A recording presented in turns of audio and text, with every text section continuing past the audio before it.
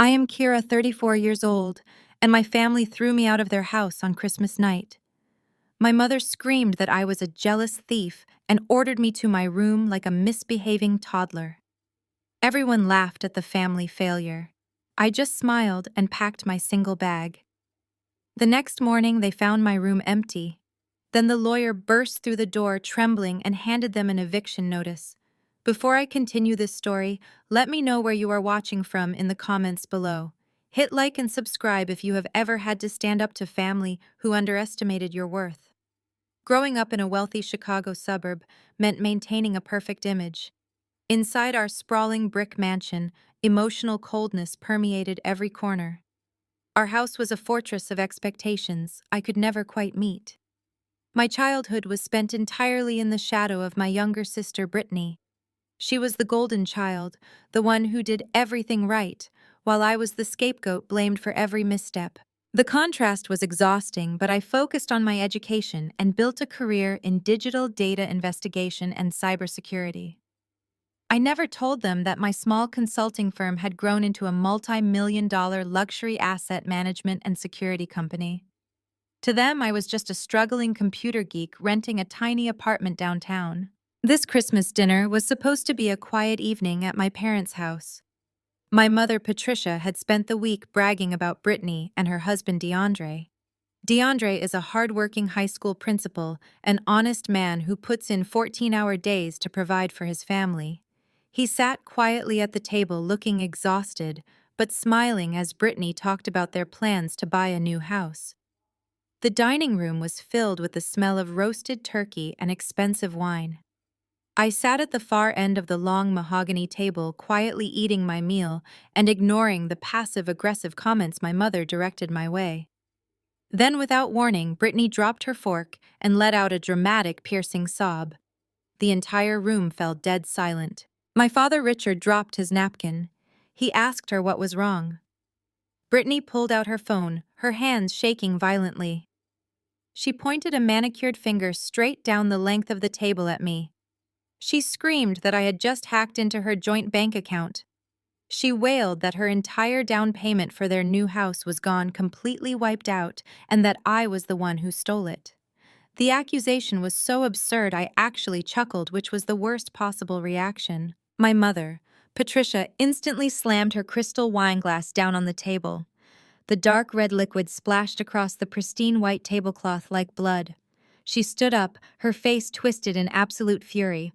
She did not ask for proof or for my side of the story. She immediately launched into a vicious tirade. She screamed that I was a jealous failure who could not stand to see my younger sister happy.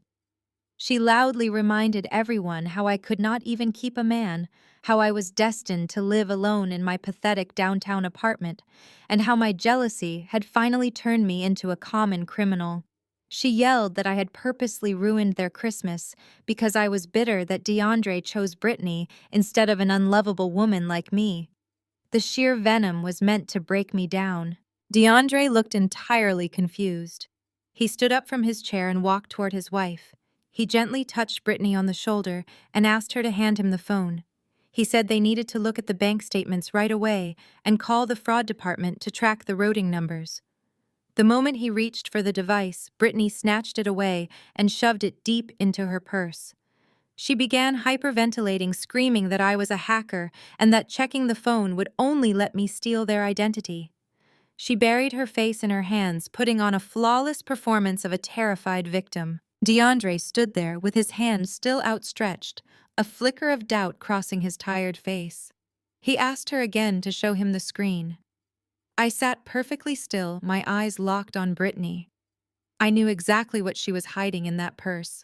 I knew she had manually drained her own account and needed a convenient scapegoat.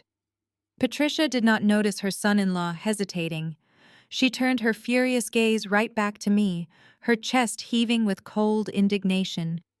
She pointed a trembling finger toward the grand staircase in the hallway, getting completely ready to deliver her final humiliating punishment to me. Patricia pointed her trembling index finger directly at the grand staircase leading to the second floor. She ordered me to march up to my old childhood bedroom immediately and stay there like a grounded teenager. She screamed that I was strictly forbidden from rejoining the holiday celebration until I wrote a personal check to fully refund Brittany for every single stolen penny. The absolute audacity of treating a 34-year-old woman like a disobedient toddler was completely mind-boggling. I sat there calmly refusing to entertain her unhinged delusion with any sort of emotional outburst. Patricia slammed her hands onto the table again, leaning forward so far that her pearl necklace dangled dangerously close to her gravy-covered plate. She demanded my immediate compliance, raising her voice to a shrill pitch that echoed through the massive house. Richard puffed out his chest, stepping forward to back up his irrational wife. He pointed a menacing finger at me loudly, threatening to call the local police department on his own flesh and blood. He stated that keeping this matter inside the family was a generous favor that I absolutely did not deserve.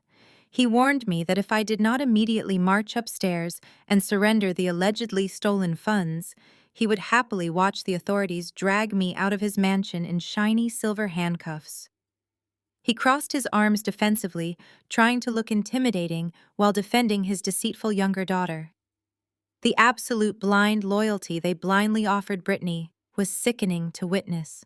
I did not shed a single tear. I did not raise my voice in protest. I simply shifted my gaze away from my furious parents and looked directly at the smug, victorious smile creeping across Brittany's perfectly contoured face. She knew exactly what she was doing. She was actively destroying my reputation to save herself from the severe consequences of her own financial crimes. Then I slowly turned my attention to DeAndre. He looked completely defeated, completely panicked, and entirely exhausted. The heavy burden of his stressful career, combined with his wife's manufactured crisis, was visibly crushing him right there in the dining room. He genuinely believed that his dreams of buying a home for his family had just evaporated into thin air. I smoothly pushed my chair back from the heavy table and stood up. I smoothed the wrinkles from my elegant black dress. I looked at the three people who had made my childhood an absolute living nightmare. I simply said the word fine. I turned on my heel and walked toward the grand staircase with perfect, unbothered posture. I did not look back as I ascended the carpeted steps, my footsteps completely silent. I could feel their hateful glares burning into my back, but their toxic opinions no longer held any power over me. I reached the landing and quietly closed my bedroom door behind me. Downstairs, the heavy tension instantly vanished the moment I disappeared from their sight. I could clearly hear the joyous clinking of crystal glasses resuming in the dining room. My parents began laughing loudly, celebrating the fact that they had successfully put the family failure back in her proper place. They loudly comforted Brittany, praising her for being so incredibly brave while surviving such a terrible betrayal. They quickly poured more expensive wine and continued their lavish Christmas feast without me. They genuinely believed they had won the war. They assumed I was sitting alone in the dark, weeping silently and writing a massive apology letter. Upstairs, the hidden reality was entirely different. I did not reach for a pen to write a fraudulent refund check. I calmly reached into my leather tote bag and pulled out my heavily encrypted work laptop. The sleek silver machine booted up instantly, bathing the dark bedroom in a cool blue light. I did not feel any lingering sadness or painful regret. I only felt cold, calculating precision. I quickly bypassed the complex security protocols and opened my private files. I stared at the highly sensitive documents I had compiled several weeks ago when I first suspected that Brittany was committing massive financial fraud behind closed doors. I opened a blank email draft addressed directly to Mr. Gallagher, the senior attorney who managed the entire family estate. I carefully attached the irrefutable digital proof of Brittany's illegal offshore gambling transfers. I also attached the finalized real estate documents proving that my corporate acquisitions firm had legally purchased the defaulted mortgage on this exact suburban mansion. I did not type out a heartfelt apology to my deeply abusive family. I simply typed 3 short words into the main subject line to trigger the final legal protocol. I firmly clicked the send button, immediately calmly watching the small confirmation icon flash on my bright computer screen. The small confirmation icon dissolved into the background of my desktop, sealing the fate of everyone downstairs. I slowly closed the heavy encrypted laptop and slid it into my sleek leather tote. I did not waste time looking around the childhood bedroom that had served as my personal prison for 18 years. I unzipped my single overnight bag. I packed the one formal dress I had brought for tomorrow, my luxury cosmetics, and the few files I needed for my morning meetings. Before zipping the bag shut, my mind flashed back to the raw financial data I had just forwarded to the family attorney. The numbers were staggering. The numbers were undeniable. The numbers painted a perfect portrait of my sister's deep corruption. Brittany had not simply drained the house down payment tonight. She had been systematically siphoning funds from DeAndre's hard-earned savings account for over 9 months. She funneled every single dollar into a shady offshore casino registered in Cyprus. She placed reckless bets on high-stakes poker games while her husband worked overtime to give her the world. She lost it all. She lost his money. She lost her dignity. She lost her mind. And now she was trying to ensure I lost my freedom to cover her tracks. But the offshore gambling records were only the appetizer in the digital dossier I had just unleashed. The main course was the certified property deed securely saved on my hard drive. The beautiful suburban mansion downstairs, the very house where Patricia currently reigned supreme, no longer belonged to Richard. My father had quietly taken out a massive predatory second mortgage 3 years ago to fund Brittany's failing boutique business. He defaulted on those payments 6 months ago. A private acquisitions firm swooped in and bought the debt for pennies on the dollar. That ruthless firm foreclosed on the property at exactly midnight 2 days ago. That firm was entirely owned and operated by me. I owned the walls enclosing them. I owned the floor beneath their feet. I owned the roof over their heads. I walked over to the large bay window at the far end of the room. I unlocked the brass latch and pushed the heavy glass pane upward. A blast of freezing Chicago winter air rushed into the stale bedroom. I grabbed my leather tote and my overnight bag, hoisting them carefully over the windowsill. I swung my legs over the ledge and stepped down onto the sturdy shingled roof of the lower sunroom. The icy wind bit into my cheeks, but the physical discomfort was nothing compared to the emotional suffocation I was leaving behind. I crouched low, keeping my balance on the slanted roof, and navigated toward the thick wooden trellis attached to the side of the brick house. I climbed down the wooden trellis with calculated precision. My boots found the wooden slats perfectly in the dark. I had used this exact escape route countless times as a miserable teenager, fleeing Patricia's endless criticisms. I reached the solid frozen ground and landed very softly on the snow-covered grass. I did not look back at the illuminated windows of the dining room. I walked straight down the long, dark, winding driveway toward the quiet, snow-covered suburban street. The freezing night air filled my lungs crisp and clean, and finally, truly, entirely mine. A sleek black town car sat idling silently at the curb, its headlights cutting through the falling snow. The uniformed driver immediately stepped out and opened the heavy rear door for me. I slid into the luxurious, heated leather interior, tossing my bags onto the empty seat beside me. The driver closed the door, sealing me inside a quiet sanctuary of wealth and absolute security. He glanced at me through the rearview mirror, asking for my destination. I looked out the tinted window at the sprawling brick house one final time. I told the driver to take me straight to my penthouse in the financial district. The heavy car smoothly pulled away from the curb, leaving the toxic wreckage of my family far behind in the snow. Back inside the brightly lit dining room downstairs, my mother Patricia was eagerly pouring herself another very generous glass of incredibly expensive Merlot. She stood at the head of the table, commanding the attention of my enabling relatives. She gloated very loudly, her voice echoing with pure, unfiltered triumph. She loudly told her captive audience that she had finally put the family failure firmly in her place. She bragged about her excellent parenting, claiming that her strict discipline would finally force me to respect my successful younger sister. She happily raised her glass and proudly toasted to Brittany's future house, remaining completely unaware that she had just permanently lost her own. The freezing Chicago night gave way to a blindingly bright Christmas morning. Sunlight poured through the expensive stained glass windows of the suburban mansion, reflecting off the crystal ornaments hanging from the massive evergreen tree in the foyer. Patricia woke up with a slight headache but an overwhelming sense of deep selfish purpose. She had spent the entire night gloating about her superior parenting skills and her brilliant younger daughter. Now it was time to finalize her triumph. She marched into Richard's home office and snatched a blank checkbook from the heavy oak desk. She grabbed a thick black pen, her manicured fingers gripping the plastic tightly.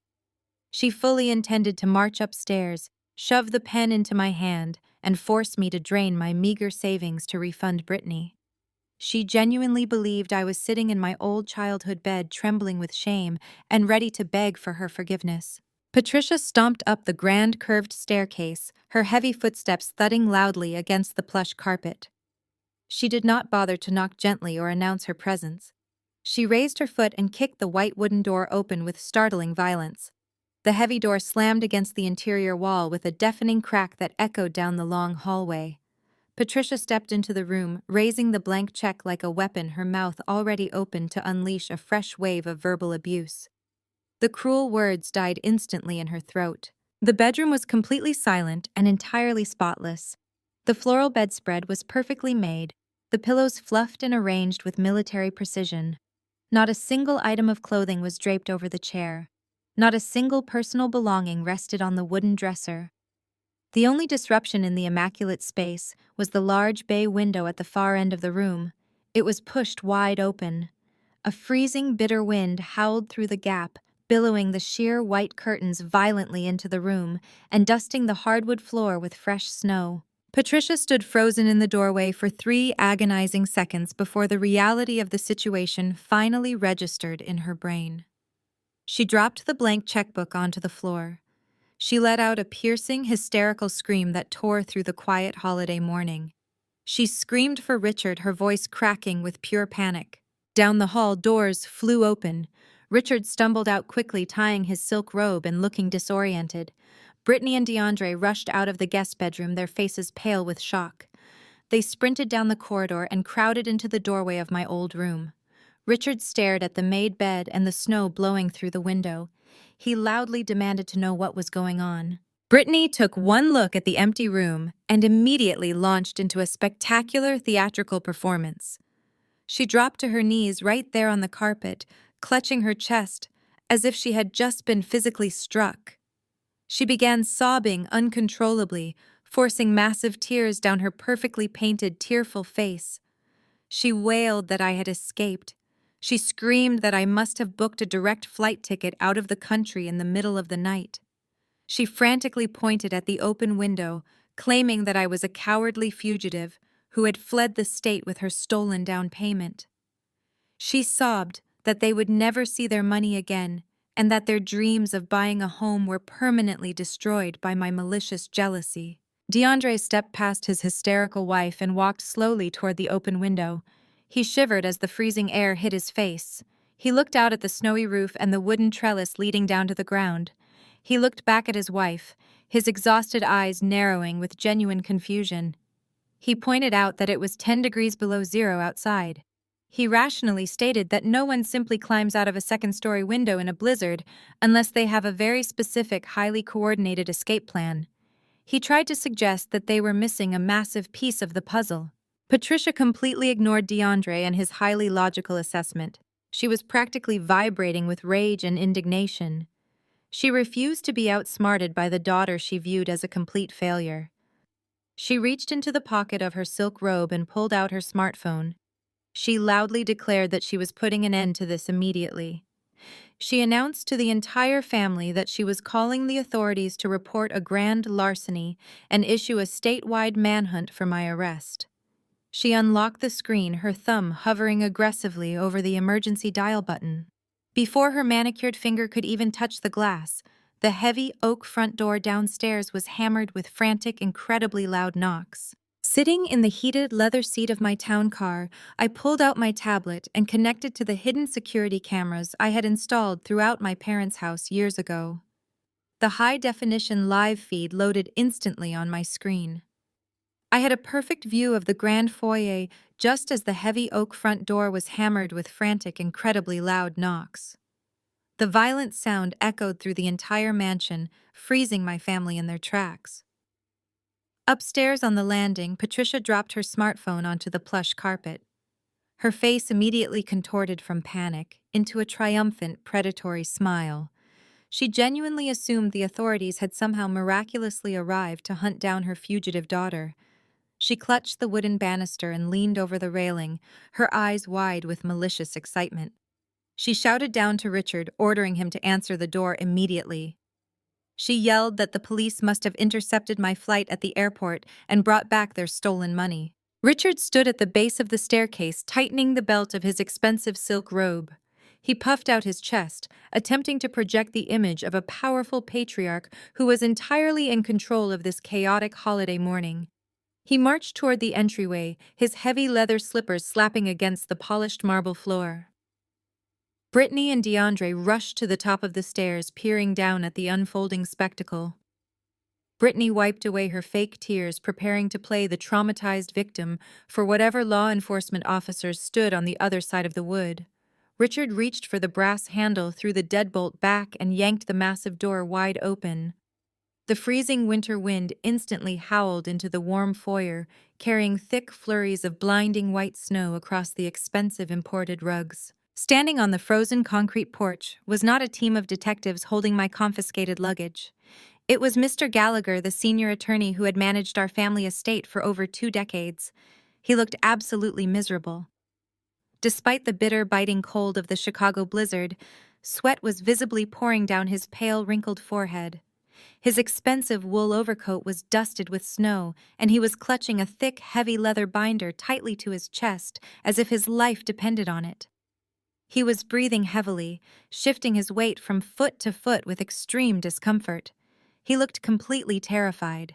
Standing directly behind him, looking stern and entirely unsympathetic to the freezing temperatures, were 2 uniformed city police officers.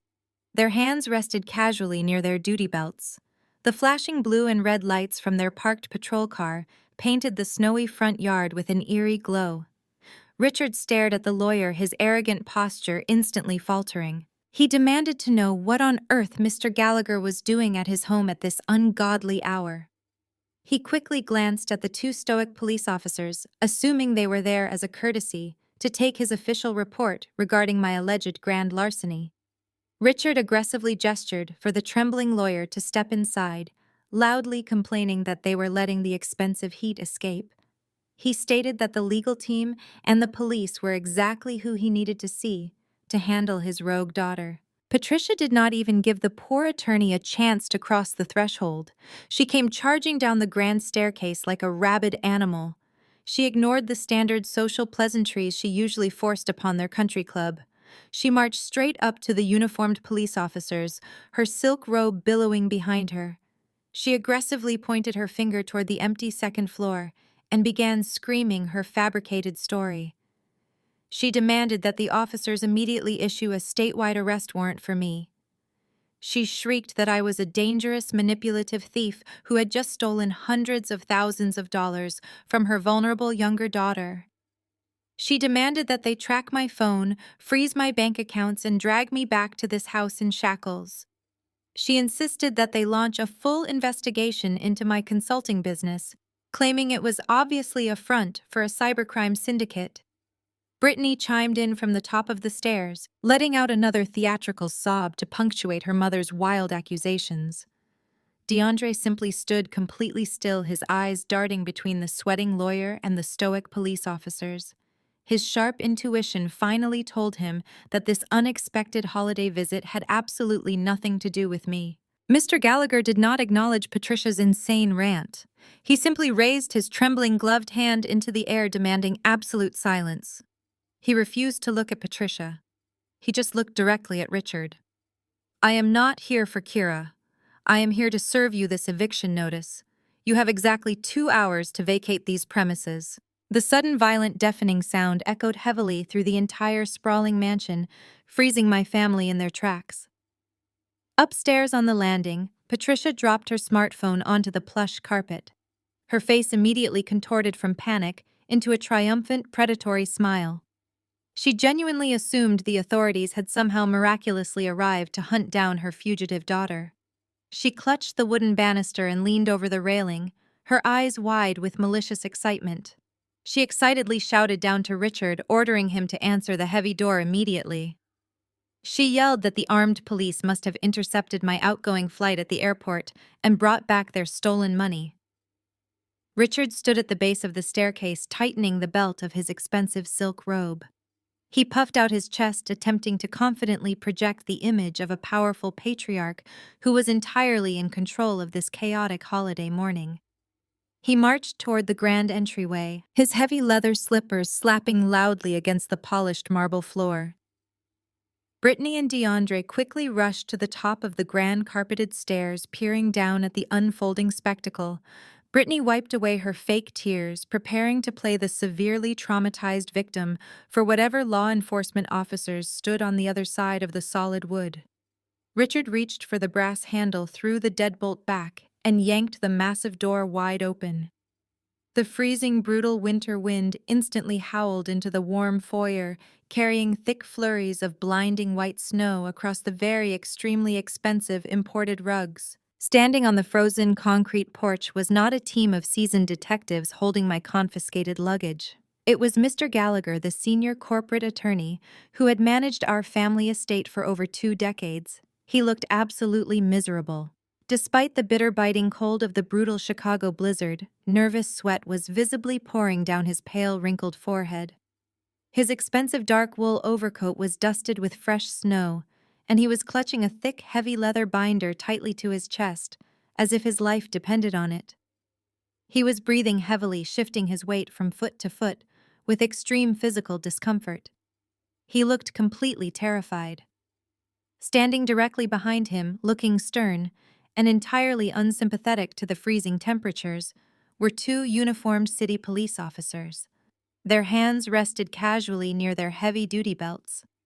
The flashing blue and red lights from their parked patrol car painted the snowy front yard with an eerie rhythmic glow. Richard stared at the shivering lawyer, his arrogant posture instantly faltering.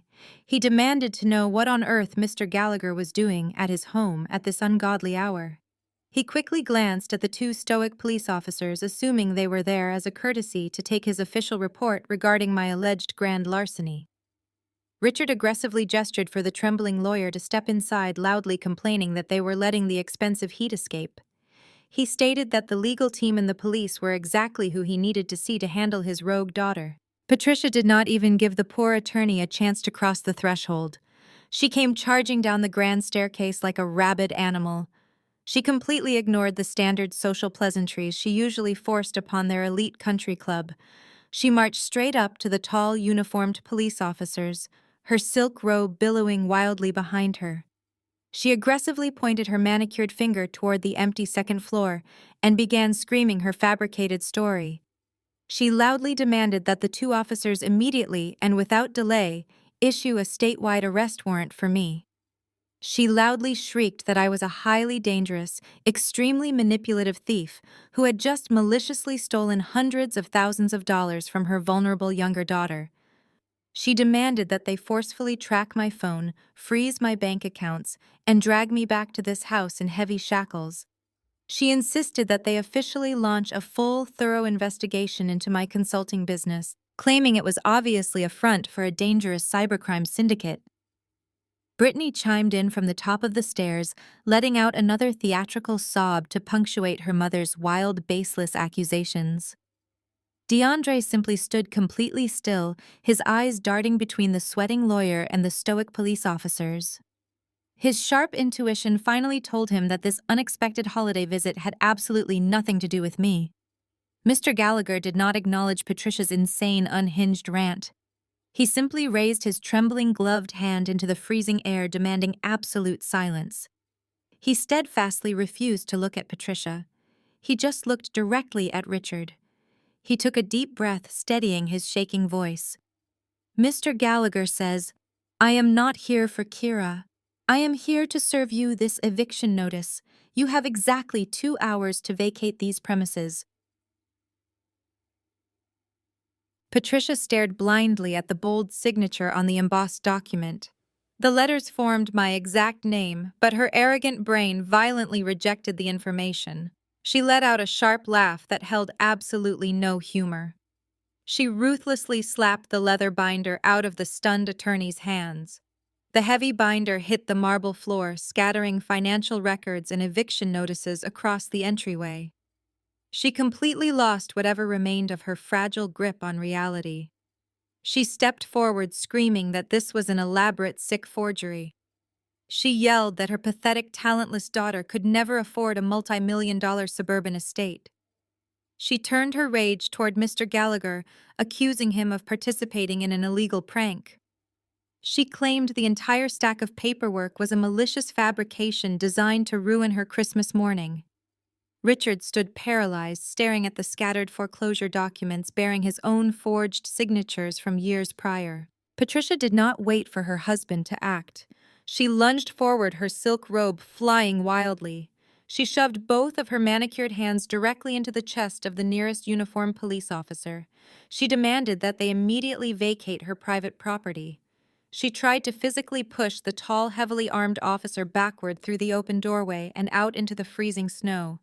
She screamed that they were trespassing and threatened to have their badges revoked. The assaulted police officer did not stumble. He planted his boots firmly on the concrete porch and instantly dropped his hand to his utility belt. He warned Patricia in a commanding voice that she was assaulting a sworn officer. He bluntly informed her that if she touched him one more time, she would spend her holiday locked inside a holding cell. His partner stepped forward, backing up the severe threat. He pointed a stern finger at my mother and advised her to step away from the door. He stated clearly that they were not there to entertain her delusions. They were legally obligated to execute a lawful eviction order mandated by the state. He warned her that resisting this specific court order would result in immediate arrest for every adult standing inside the residence. Patricia froze, her hands hovering in the cold air, completely terrified by the real threat of public humiliation and jail time. The aggressive fight instantly drained out of her. She stumbled backward, her mouth opening and closing without producing a single sound. Into this sudden tense silence, DeAndre stepped forward. He walked past a completely stunned Richard and a hyperventilating Patricia. He knelt down onto the cold marble floor. He carefully gathered the scattered legal documents, ignoring Mr. Gallagher's weak protests. DeAndre stood up, his face devoid of any emotion, and began reading the complex financial paperwork line by line. DeAndre was a meticulous man who understood numbers far better than he understood his wife's chaotic family. He flipped past the official foreclosure notices and focused entirely on the original loan documents attached to the deed. He read the exact date that Richard had secured the massive second mortgage against the property. He read the specific terms of the predatory loan. He then saw the attached bank transfer receipts showing exactly where that borrowed money had gone. The funds had been wired directly into an account registered to Brittany's failed boutique business. DeAndre stopped breathing. He stared at the bold numbers printed on the bank transfer confirmation. He read the total amount twice. He read it a third time to ensure he was not hallucinating. The exact sum of money that Richard had desperately borrowed to save Brittany's failing store perfectly matched the exact sum of money that Brittany had claimed she needed for their new house down payment. The timeline aligned perfectly. 9 months ago, Brittany had tearfully begged him to empty his savings account, swearing she needed the cash to secure their dream home. Instead, she had taken his entire life savings to cover the massive debts from her boutique, effectively stealing from her own husband to hide her financial failures. DeAndre slowly lowered the stack of papers. The quiet realization of utter betrayal hardened his features. He turned his head to look directly at his wife. Brittany stood frozen at the base of the staircase. She completely avoided his intense, questioning eyes, staring firmly at the floor, while her face drained of all color. She knew she was finally caught in an inescapable trap of her own making. Before DeAndre could demand a single explanation for the stolen money, Patricia shattered the silence. She clapped her hands together with frantic, unhinged energy. She aggressively ordered everyone to pack their bags right now. She loudly declared that they were going to drive downtown, storm my penthouse apartment, and violently end this ridiculous prank once and for all. Patricia snatched the heavy business card Mr. Gallagher had dropped on the marble floor. She waved the small white rectangle in the air like a battle flag. She forcefully ordered her stunned husband to retrieve the luxury SUV from the heated garage. She shoved her sobbing daughter and silent son-in-law out the front door and into the blinding blizzard. Richard gripped the leather steering wheel tightly, his knuckles turning white as he navigated the treacherous ice-covered suburban roads. The tension inside the heated vehicle was absolutely suffocating. DeAndre sat frozen in the back seat, staring intensely out the tinted window into the falling snow. His mind raced violently, calculating the massive financial devastation his wife had secretly orchestrated. Brittany sat as far away from him as physically possible, pressing her shoulder against the cold glass. She chewed nervously on her manicured thumbnail, completely terrified of the inevitable confrontation waiting for her. Patricia remained entirely oblivious to the collapsing marriage in the back seat. She rode shotgun, aggressively tapping the glossy business card against the dashboard. She loudly complained about my audacity. She assured Richard that we were heading to a run-down, roach-infested studio apartment. She vowed to kick down my flimsy wooden door, drag me out by my hair, and force me to undo this ridiculous, elaborate real estate prank. Richard followed the glowing blue line on the GPS dashboard screen. The luxury SUV left the quiet suburbs and merged onto the snow-covered highway, heading toward downtown Chicago. As the city skyline loomed closer, the neighborhoods did not deteriorate into the slums Patricia predicted. Instead, the GPS directed Richard to exit deep into the heart of the elite financial district. The snow fell heavily as Richard turned down a pristine, meticulously plowed avenue lined with massive corporate headquarters and international banks. He slowed the heavy vehicle to a crawl, staring confusedly at the navigation screen. The robotic voice announced they had reached their destination. Richard parked the SUV along the curb, tires crunching softly against the salted asphalt. The family stepped out into the freezing wind. They stood together on the immaculate sidewalk and stared straight up. They did not see a crumbling brick apartment building. They stood at the base of a towering, hyper-modern glass skyscraper. The massive architectural marvel pierced the gray winter clouds. The sleek, mirrored facade reflected the surrounding city lights, projecting an aura of absolute, untouchable wealth and corporate power. Patricia crossed her arms tightly over her silk robe, shivering in the bitter cold. She stubbornly refused to accept the reality towering above her. She loudly scoffed, adjusting her heavy winter coat. She confidently declared that the GPS had malfunctioned. When Richard pointed to the address boldly engraved in the marble pillar beside the entrance, Patricia quickly changed her narrative. She sneered, claiming I must rent a windowless broom closet in the basement level just to pretend I lived in a respectable zip code. She stomped aggressively toward the revolving glass doors, her family trailing silently behind her. The lobby was a vast, echoing cavern of imported Italian marble, brushed steel, and minimalist leather furniture. A massive abstract sculpture dominated the center of the room. Security checkpoints with glowing digital scanners blocked access to the polished silver elevators. Patricia marched straight past the expensive art and approached the sprawling front desk. A sharply dressed security guard stood behind the high marble counter. He wore a crisp, tailored suit and a discreet earpiece projecting an image of high-end corporate security. Patricia slammed her palm flat against the cold marble surface. She leaned forward, glaring fiercely at the polite guard. She aggressively demanded that he immediately page her daughter Kira. She explicitly referred to me as a tenant and loudly demanded my specific apartment number so she could go up and handle a private family dispute. The security guard maintained his calm, highly professional demeanor. He politely asked for my full legal name. He turned his attention to the sleek, glowing monitor embedded in the desk. His fingers flew across the silent keyboard. He studied the screen for a moment, a slight frown creasing his forehead. He looked back up at the furious woman standing before him. He calmly informed Patricia that she was mistaken. He stated clearly that this was a strictly commercial building. He verified that nobody named Kira rented any residential apartments on the premises. Patricia instantly threw her head back and laughed.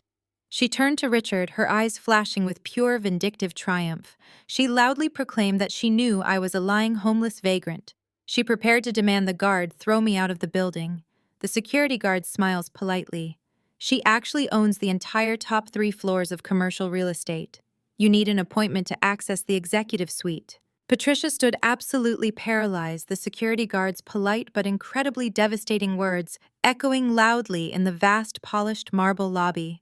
Her jaw unhinged, unable to form a coherent response to the impossible reality that her discarded daughter owned the most expensive commercial real estate in the city. Richard stepped forward, pushing past his frozen wife, demanding to speak with whoever was actually in charge. The guard simply tapped his earpiece, listened for a brief moment, and nodded sharply. He gestured toward a sleek silver door, hidden behind a curved frosted glass wall, stating that Miss Wilson had graciously authorized their unexpected arrival. 2 massive security personnel in tailored black suits materialized from the shadows, flanking the family, and silently directing them toward the private express elevator. The ride upward was suffocatingly quiet.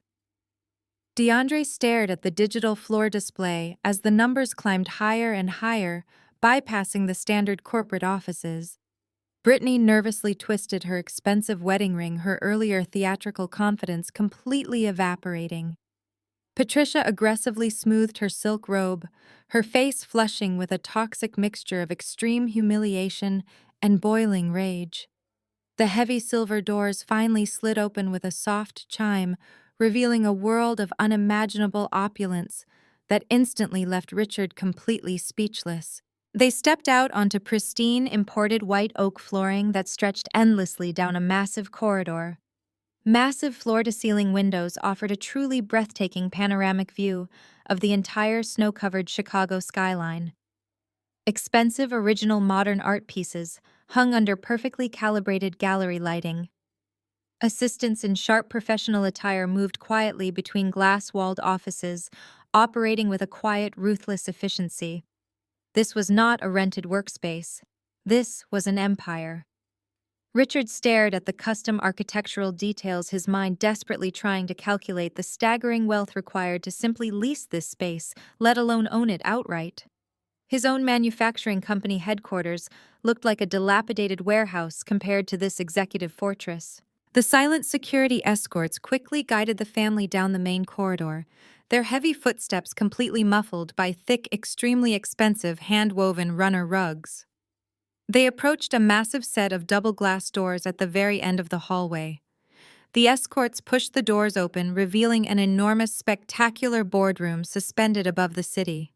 The space was dominated by a flawless 20-foot solid mahogany table that gleamed under the modern geometric lighting fixtures. Sitting alone at the head of the massive table was Kira. She looked entirely different from the quiet, accommodating daughter they had banished years ago. She wore a fiercely sharp, custom-tailored charcoal suit that radiated absolute power and absolute control. Her posture was relaxed, but commanding. She held a sleek black ceramic mug, taking a slow, deliberate sip of black coffee.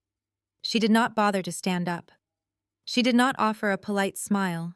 She simply watched them enter her domain with the cold, calculating eyes of a predator watching trapped prey. Richard hesitated at the threshold, deeply intimidated by the overwhelming display of raw financial power. DeAndre walked in slowly, assessing the room and the woman who had effortlessly orchestrated their total downfall. Brittany shrank behind her husband, wishing she could disappear into the expensive woodwork. Patricia, however, possessed no such self-awareness or shame. The sheer luxury of the room acted like gasoline on the burning fire of her bruised ego. She stormed into the boardroom, her heavy slippers slapping against the wood. She marched straight toward the head of the table, her face contorted in absolute fury. She violently slammed both of her bare hands flat against the polished mahogany surface. The loud crack echoed off the glass walls, but Kira did not even flinch. She simply took another slow sip of her coffee. Patricia leaned forward, her voice a screeching, desperate command. She demanded that Kira immediately stop this absurd, malicious game. She loudly ordered her to instantly sign the Beacon Hill property deed back over to Richard right now, claiming this entire situation was an illegal, fraudulent mistake. She shrieked that Kira was a deeply ungrateful, vicious child who had absolutely no right to steal her own family's home over some pathetic, lingering childhood grudge. Kira gently placed her black coffee mug down onto a leather coaster. Her face remained a perfect, unreadable mask of cold detachment. She did not raise her voice. She did not argue or attempt to defend herself against the wild accusations. Instead, she reached into the pocket of her custom-tailored jacket and pulled out a sleek silver remote control. She smoothly slid the small device across the polished mahogany surface. It eventually stopped perfectly in the exact center of the vast table. Kira calmly pressed a single red button. The motorized projector screen silently dropped down from the ceiling behind her. The glowing white light of the high-definition projector immediately washed over the darkened boardroom, casting long, sharp shadows across the polished mahogany table. Patricia abruptly stopped screaming. Her mouth snapped shut as the massive screen illuminated the space with cold, undeniable facts. Kira did not raise her voice to match her mother's frantic emotional hysteria. She refused to engage in their familiar, exhausting theatrical battles. She leaned back in her plush leather executive chair and casually gestured toward the brightly lit screen. She preferred raw data over desperate lies. Displayed in stark, towering letters were the complete, unedited financial records of DeAndre and Brittany's joint savings account. Every deposit, every withdrawal, and every single wire transfer was listed in excruciating, undeniable detail. DeAndre felt the air physically leave his lungs. He walked slowly toward the front of the room, his eyes fixed firmly on the horrifying numbers scrolling down the massive display. The total balance at the absolute bottom of the deeply red column simply read 0. Their future was entirely gone. Patricia slammed her hands on the table again, desperately attempting to regain control of the crumbling narrative. She aggressively pointed at the screen, loudly declaring that this was entirely fake. She shouted that Kira had obviously used her tech company to illegally hack into their private banking system and steal the money herself. She violently slammed her fists again. She loudly demanded that the city police be called to the executive suite immediately to arrest Kira for felony cybercrime. Kira did not blink.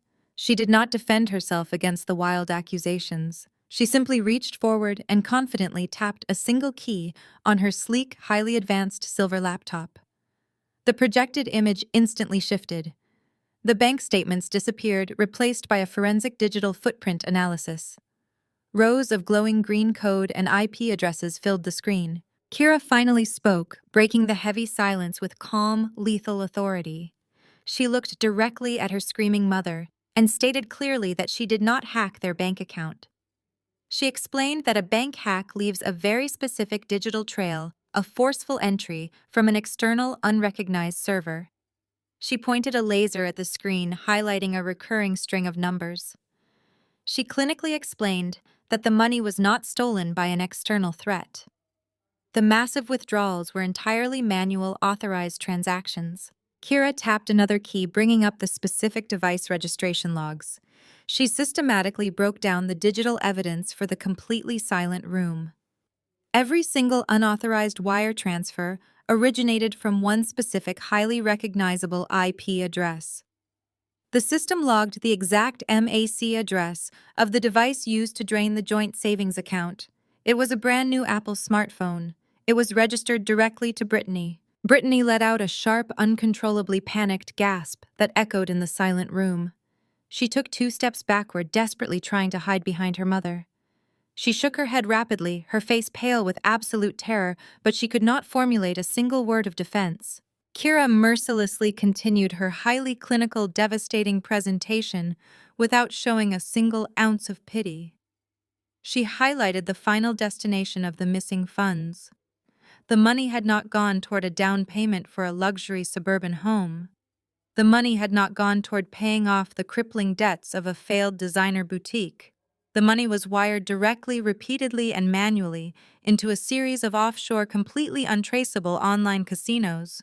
Kira displayed the transaction logs, showing a relentless, obsessive pattern of behavior. Thousands vanished on a random Tuesday.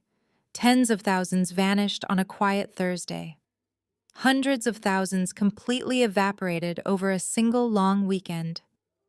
The family watched the indisputable proof of a severe, uncontrollable gambling addiction broadcast on a 20-foot screen.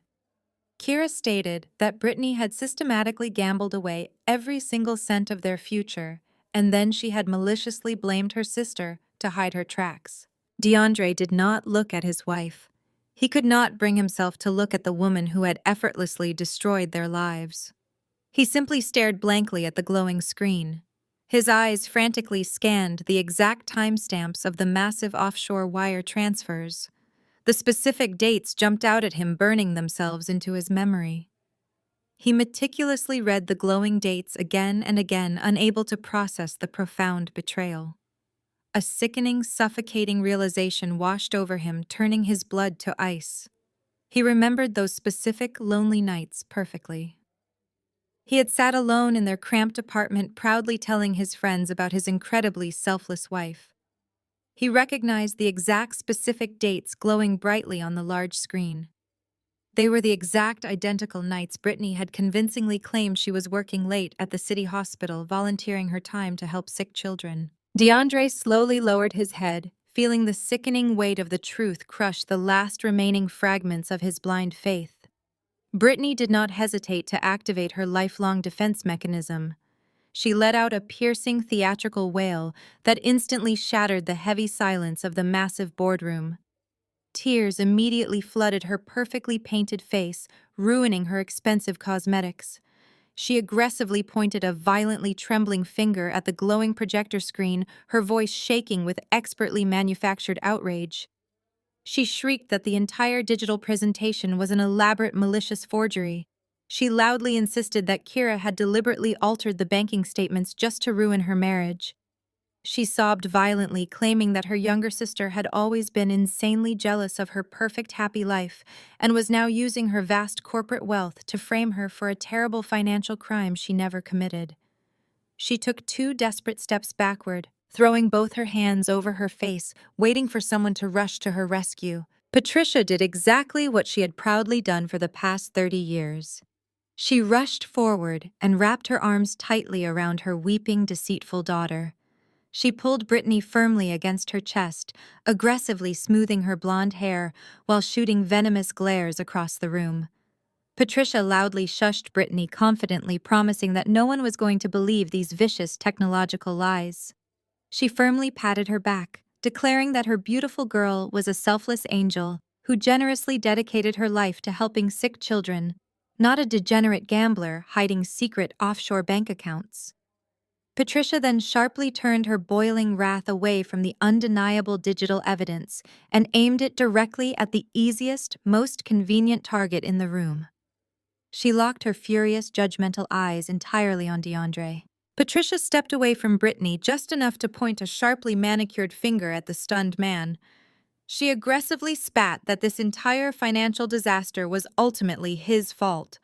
Her harsh voice dripped with undisguised contempt as she viciously dismantled his entire career and dignity.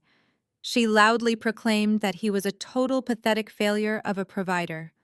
She openly sneered at his respectable title as a dedicated high school principal, cruelly calling it a glorified babysitting job that paid absolute insulting pennies. She stepped much closer to him, her face twisting with bitter elitist resentment. She stated that if DeAndre actually made a highly respectable salary like a real capable man, Brittany would not have to constantly stress over their limiting finances. She yelled that it was completely unnatural for a young woman of Brittany's high distinguished pedigree to live in a cramped, miserable city apartment, constantly counting grocery coupons. Patricia's aggressive tone grew increasingly dark and heavily condescending. She loudly implied that DeAndre was forcefully dragging her precious daughter down into the muddy gutter where he originally came from. She deliberately used sharp, deeply coded language that instantly stripped away any remaining pretense of modern civility. She explicitly stated that certain people from his specific urban background simply did not understand how to properly maintain a delicate woman of Brittany's superior caliber. She shrieked that Brittany was practically starving for the lavish lifestyle she was rightfully born into, and DeAndre's pathetic inability to effortlessly provide it was the only true crime happening in this room. DeAndre stood perfectly still. The relentless barrage of insults washed over him, but they surprisingly no longer stung his pride. Instead, they acted as a powerful, illuminating spotlight. He looked closely at Patricia's sneering, arrogant face. He heard the unmistakable, ugly undertones of her aggressive rant. He saw the blatant toxic racism and deep-seated classism she had carefully hidden behind polite suburban smiles for years. He then slowly turned his gaze directly toward his weeping wife. Brittany was not defending him. She was not stepping in to stop her mother's incredibly vicious, bigoted attack. Brittany was simply nodding along, hiding behind Patricia's shoulder, using her mother's vile prejudice as a convenient shield to escape her own massive financial crimes. DeAndre saw them both with absolute clarity. He saw the profound sickness rotting at the core of their family. They were not just entitled. They were fundamentally broken, manipulative, and deeply toxic. DeAndre's expression hardened into solid granite. The warm, supportive husband vanished, replaced by a man waking up from a terrible nightmare. He did not yell at the screaming woman. He did not defend his highly honorable profession. He did not try to argue with the twisted logic of a prejudiced woman fiercely defending a thief. He simply looked down at his left hand. He reached over and tightly gripped the gold ring. He slowly pulled it off his finger. He slowly walked silently over to where Kira sat and firmly placed it flat on the polished mahogany table. DeAndre turned his back on the polished mahogany table and began walking toward the heavy silver elevator doors. The soft thud of his footsteps echoed like a final verdict in the massive glass boardroom. Brittany realized the absolute finality of his silent gesture. Her carefully constructed facade of victimhood completely shattered. She let out a guttural, terrifying scream that tore through the pristine executive suite. She lunged forward, her expensive high heels slipping slightly on the imported white oak flooring. She desperately grabbed at the empty air where her husband had just been standing. She shrieked his name, her voice cracking under the severe strain of genuine panic.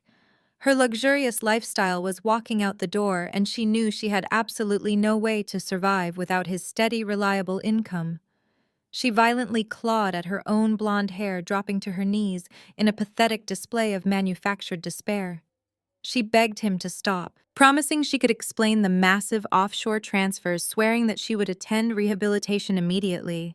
She wailed loudly, desperately seeking any shred of sympathy from the man she had methodically bankrupted over the past 2 years of their increasingly strained marriage. Patricia stared in absolute horror as her perfect family image disintegrated before her eyes. She fiercely grabbed her husband by the shoulder of his expensive cashmere coat.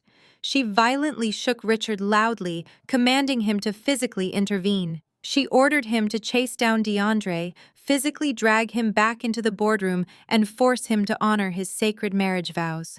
She shrieked that no man simply abandons a beautiful woman from their prestigious bloodline. Richard did not move a single muscle. He completely ignored his frantic, screaming wife. His eyes remained permanently glued to the glowing white projector screen. The devastating reality of the digital forensic evidence completely paralyzed him. He was a ruthless businessman who built a manufacturing empire from scratch. He understood raw numbers better than he understood human emotions. He mentally calculated the staggering sum his favorite daughter had willfully stolen and subsequently gambled away at sketchy foreign online casinos. The offshore accounts, the specific IP addresses, the undeniable timestamp logs, matching her supposed charity nights, all painted a crystal-clear picture of pure financial treason. His jaw hung slack as he realized Brittany was not a victim. She was a calculating parasite. Kira finally broke her stoic-seated posture. She slowly stood up from her plush leather executive chair, smoothing the front of her custom-tailored charcoal suit. She bypassed her hysterical mother and her paralyzed father, with effortless, chilling grace. She walked with deliberate, powerful strides across the vast room, intercepting DeAndre just before he could press the glowing elevator call button. She reached into the interior breast pocket of her sharp jacket. She smoothly pulled out a small, heavy silver flash drive. She held it out to him, her cold eyes locking onto his exhausted face. She spoke with a quiet, lethal intensity that completely cut through Brittany's obnoxious wailing in the background. Kira stated clearly that the drive contained every single piece of forensic data displayed on the screen. She explicitly detailed that it held the exact routing numbers, the hidden offshore casino accounts, and the complete communication logs Brittany had desperately tried to delete. She instructed DeAndre to hand the drive directly to the most ruthless divorce attorney he could find in the city. She firmly told him to use the undeniable digital evidence to utterly crush her sister in court. She commanded him to take full custody of the kids. DeAndre looked down at the cold silver device resting in his open palm. It was the ultimate weapon he needed to secure his permanent freedom and protect his children from their deceitful mother. He tightly closed his fist around the drive, feeling the heavy weight of absolute salvation. He looked up at Kira, offering a single profound nod of genuine gratitude. He quietly thanked her, turned around, and stepped into the waiting elevator. The heavy silver doors silently slid shut permanently, sealing his departure. Brittany witnessed her entire future evaporate behind those metal doors. A primal, vicious rage entirely overtook her panic. She scrambled up from the hardwood floor, her tear-streaked face twisting into a mask of pure hatred. She let out a feral shriek and aggressively lunged directly at Kira, her manicured hands raised like claws, desperately attempting to violently scratch her younger sister's calm face. Kira did not even flinch or take a step backward. Before Brittany could close the short distance, the two massive security personnel in tailored black suits exploded into motion. They intercepted the furious woman with terrifying speed and absolute precision. They instantly tackled Brittany forcefully, driving her down and brutally pinning her flat against the hardwood floor. Patricia watched her favorite child hit the floor. The loud impact of Brittany against the pristine white oak instantly snapped Patricia out of her shocked paralysis. She reached into her expensive leather handbag with trembling fingers. She yanked out her smartphone and frantically punched the screen. She brought the device to her ear, her face flushing with a terrifying, blindly vindictive, furious rage. She was not going to let this humiliation stand. She loudly announced to the entire room that she was calling the authorities. Richard stepped forward, his eyes wide with sudden, absolute panic. He reached out and forcefully grabbed his wife by the wrist. He desperately urged her to stop. He pointed a shaking finger at the massive projector screen, still displaying the undeniable proof of Brittany and her offshore casino transfers. He hissed that bringing the police into this room would completely destroy them. He warned Patricia that the digital footprint was undeniable and the authorities would immediately arrest Brittany for massive financial fraud. Patricia violently ripped her arm away from her husband. She glared at Richard with disgust, calling him a pathetic coward who refused to protect his own blood. The emergency dispatcher answered the call. Patricia instantly transformed her demeanor. The aggressive, screaming woman vanished. She immediately adopted the desperate, shaking voice of a terrified victim. She began sobbing hysterically into the receiver. She cried that she was currently trapped inside a tall, massive corporate office. She shrieked that her heavily armed captors were violently assaulting her innocent daughter right in front of her. She begged the dispatcher to send help immediately, claiming they were being held completely against their will by a deranged, vindictive executive. She provided the exact address and the specific floor number, pleading for heavily armed tactical units to rescue her family from imminent death. Kira watched the entire theatrical performance with cold, unwavering detachment. She did not attempt to stop the frantic phone call. She did not try to reason with her hysterical mother. She simply waited for Patricia to finish giving the dispatcher the building details. Once the call disconnected, Kira offered a thin, utterly joyless smile. She looked down at her older sister, who was currently pressing her wet, ruined face against the expensive hardwood flooring. Kira issued a quiet, sharp command. She instructed her two massive security personnel to immediately release the struggling woman. The guards instantly stepped back smoothly, retreating into the shadows of the vast boardroom, their faces completely unreadable. Brittany scrambled backward across the floor, frantically gasping for air and clutching her chest. She quickly crawled behind her mother, using Patricia as a physical shield against the imaginary threat. Kira reached out and pressed a glowing silver button on the sleek intercom console resting on her mahogany desk. She spoke in a perfectly level professional tone. She instructed her executive assistant waiting in the outer lobby to remain on high alert. She explicitly ordered the assistant to greet the Chicago police officers the absolute second they stepped through the main revolving doors. She commanded the assistant to personally escort the responding officers directly up the private express elevator and straight into the boardroom without any delay. The room descended into a suffocating, incredibly tense silence. Richard paced back and forth, rubbing his temples, fully understanding the catastrophic legal storm his wife had just unleashed upon their family. He knew the offshore wire transfers constituted severe felony fraud. He knew DeAndre had the flash drive. He knew they possessed absolutely zero leverage. Patricia stood tall, holding Brittany tightly, a look of smug, triumphant anticipation radiating from her face. She truly believed her wealthy suburban status would automatically make the police side with her. She fully expected to watch her disobedient daughter be dragged out of the building in heavy steel handcuffs. 10 grueling minutes passed in absolute agonizing quiet. The heavy glass boardroom doors finally swung open with a loud, authoritative crash. 4 uniformed Chicago police officers aggressively entered the room. They stepped into the blinding white light of the modern projector screen, looking highly trained, completely serious, and fully prepared to neutralize any imminent physical threat. Their hands rested cautiously near their duty belts. Their eyes rapidly scanned the massive executive suite, searching for the violent hostage situation that had been reported over the emergency dispatch radio. Patricia did not waste a single second. She practically sprinted toward the arriving officers, completely ignoring their stern commands to remain perfectly still. She aggressively thrust her manicured finger at Kira, who was calmly sitting at the head of the giant mahogany table. Patricia screamed at the top of her lungs, demanding the officers arrest the woman in the charcoal suit. She wildly accused Kira of orchestrating grand larceny, committing violent kidnapping, and executing massive corporate fraud. Patricia watched in absolute horror as the 2 massive security guards drove her daughter into the hardwood floor. The loud thud instantly snapped the older woman out of her stunned paralysis. Her powdered face twisted into a mask of pure fury. She lunged forward desperately, clawing at the broad shoulders of the suits, shrieking for them to release her child. When the immovable guards completely ignored her frantic assault, Patricia aggressively dug into her handbag. She yanked out her smartphone with trembling fingers and immediately dialed the emergency dispatch number. She pressed the glowing screen against her ear, her voice reaching a hysterical pitch. She frantically shrieked into the receiver that she was trapped inside a massive corporate boardroom.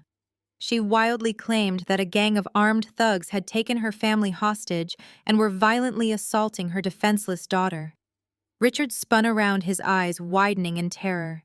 He forcefully grabbed Patricia by the wrist, desperately begging her to hang up the phone. He hissed that bringing the authorities into this room would destroy them. He pointed at the projector screen, reminding his hysterical wife that the undeniable digital evidence of massive offshore fraud was still proudly displayed. Patricia aggressively ripped her arm away from her terrified husband, completely ignoring his desperate pleas. She continued sobbing hysterically to the dispatcher, embellishing her story with terrifying details of physical threats. Kira watched the dramatic performance unfold with absolute chilling serenity. She did not attempt to interrupt her mother's frantic lies or order her guards to confiscate the phone. She simply waited for Patricia to abruptly end the call with a loud, triumphant sneer. Kira then offered a thin, utterly joyless smile. She calmly looked down at her sister, who was still pinned firmly against the floor. Kira issued a quiet, sharp command. She instructed her highly trained personnel to immediately release the struggling woman. The imposing guards instantly stepped back smoothly, retreating into the shadows of the vast boardroom. Brittany desperately scrambled backward across the polished white oak, frantically clutching her chest and sobbing. She quickly crawled behind her mother, using Patricia as a physical shield against the imaginary threat.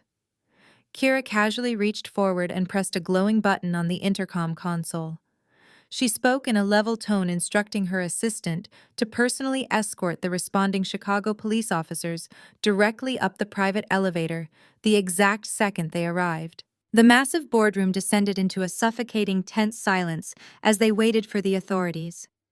Richard paced back and forth, vigorously rubbing his sweating temples, fully understanding the catastrophic legal storm his vindictive wife had just unleashed upon their family. He knew the massive offshore wire transfers constituted severe, undeniable felony fraud. He knew they possessed absolutely zero leverage in this situation. Patricia, however, stood incredibly tall, holding her weeping daughter tightly against her chest. A look of smug, triumphant anticipation radiated from her face. She truly believed her wealthy suburban status and distinguished pedigree would force the police to side with her. She fully expected to watch her tyrannical younger daughter be brutally dragged out of the building in heavy steel handcuffs. Exactly 10 grueling minutes passed in agonizing quiet before the heavy glass doors finally swung open with a loud crash. 4 uniformed officers aggressively entered the room. They stepped into the blinding light of the modern projector screen, looking highly trained, completely serious, and fully prepared to neutralize any imminent physical threat. Their hands rested cautiously near their duty belts as their eyes rapidly scanned the executive suite, searching for the violent hostage situation that had been reported. She sprinted toward the arriving officers, ignoring their stern commands to remain still. She thrust her finger at Kira, demanding the officers arrest the woman. Patricia shrieked that Kira was guilty of grand larceny, kidnapping, and corporate fraud. The lead officer demanded an explanation. Kira maintained her straight posture and reached for her briefcase. She withdrew a heavy manila folder bearing state seals. She handed the file to the lead officer. She explained that the first section contained the notarized foreclosure deeds on her parents' estate, proving they lost their home due to their own defaulted loans. She pointed to the second section, holding a lawful eviction notice signed by a presiding county judge. She then handed the officer a smartphone displaying the security footage from 5 minutes prior. The video clearly showed Brittany's vicious lunge and Patricia dialing the phone to spin her malicious lies. The officer thoroughly reviewed the evidence. He lowered the phone, his protective demeanor completely vanishing.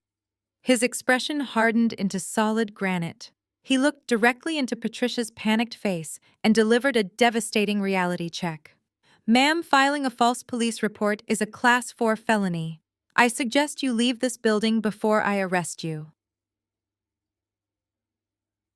Patricia's mouth clamped shut. The sheer authority in the officer's voice instantly drained the color from her heavily powdered face. She slowly lowered her shaking hand, stepping back from Kira, as the terrifying reality of the felony threat settled into her bones. The lead officer gestured sharply toward the heavy glass doors, instructing his team to clear the room immediately. He firmly ordered the family to gather their belongings and vacate the premises under police escort. Richard did not utter a single word of protest. He mechanically grabbed his cashmere overcoat from the leather chair and moved toward the exit with the defeated shuffle of a completely broken man. Brittany attempted one final desperate sob, looking toward the officers for sympathy, but the uniformed men simply flanked her, their hands hovering near their belts. They marched the disgraced trio out of the executive suite, down the private elevator, and straight through the sprawling marble lobby. Whispers and pointed stares followed them as Kira's sleek corporate employees watched the highly public expulsion. The heavy revolving doors deposited them onto the unforgiving concrete of the Chicago sidewalk. The brutal, freezing winter wind immediately sliced through their expensive designer clothing. They stood shivering next to their hastily packed luxury suitcases, completely stripped of their wealth, their dignity, and their power. The wailing sirens of distant traffic echoed through the freezing urban canyon. Patricia wrapped her arms tightly around herself, her teeth visibly chattering as she glared at the towering glass skyscraper they had just been ejected from. She angrily turned to her husband, opening her mouth to launch into a vicious tirade about suing the police department. Richard did not let her speak. A massive, unprecedented wave of boiling rage violently erupted from his chest. He aggressively threw his leather briefcase onto the freezing concrete. He turned on Patricia, his face twisting into an ugly mask of pure resentment. He loudly screamed that this entire catastrophic disaster was entirely her fault. He viciously blamed her for spending 30 years mindlessly spoiling Brittany, intentionally enabling every reckless mistake their eldest daughter had ever made. He wildly gestured at Brittany, who was shivering and crying next to a street lamp.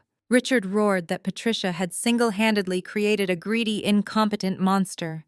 His loud voice echoed down the busy city block as he brutally dismantled his wife's parenting. He yelled that she had deliberately alienated Kira maliciously, pushing away the only highly capable, truly successful child they possessed, just to coddle a pathetic thief. He spat that Patricia's blind, toxic favoritism had successfully bankrupted his lifelong corporate empire. Brittany loudly gasped, pressing her freezing hands against her tear-stained cheeks. She aggressively stomped her expensive high heel onto the icy pavement, completely oblivious to the absolute magnitude of their financial ruin. She loudly shrieked that she was freezing to death and demanded that Richard immediately stop yelling. She aggressively commanded her father to pull out his phone and book them an executive suite at the Waldorf Astoria down the street. She wailed that she needed a hot bath, a stiff drink, and premium room service to recover from the massive emotional trauma Kira had just inflicted upon her.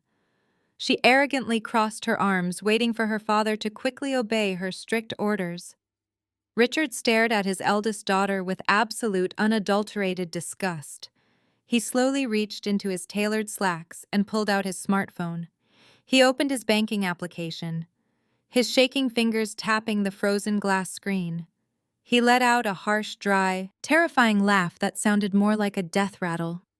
He aggressively shoved the glowing screen directly into Brittany's face. He loudly announced that his platinum credit cards were completely declined.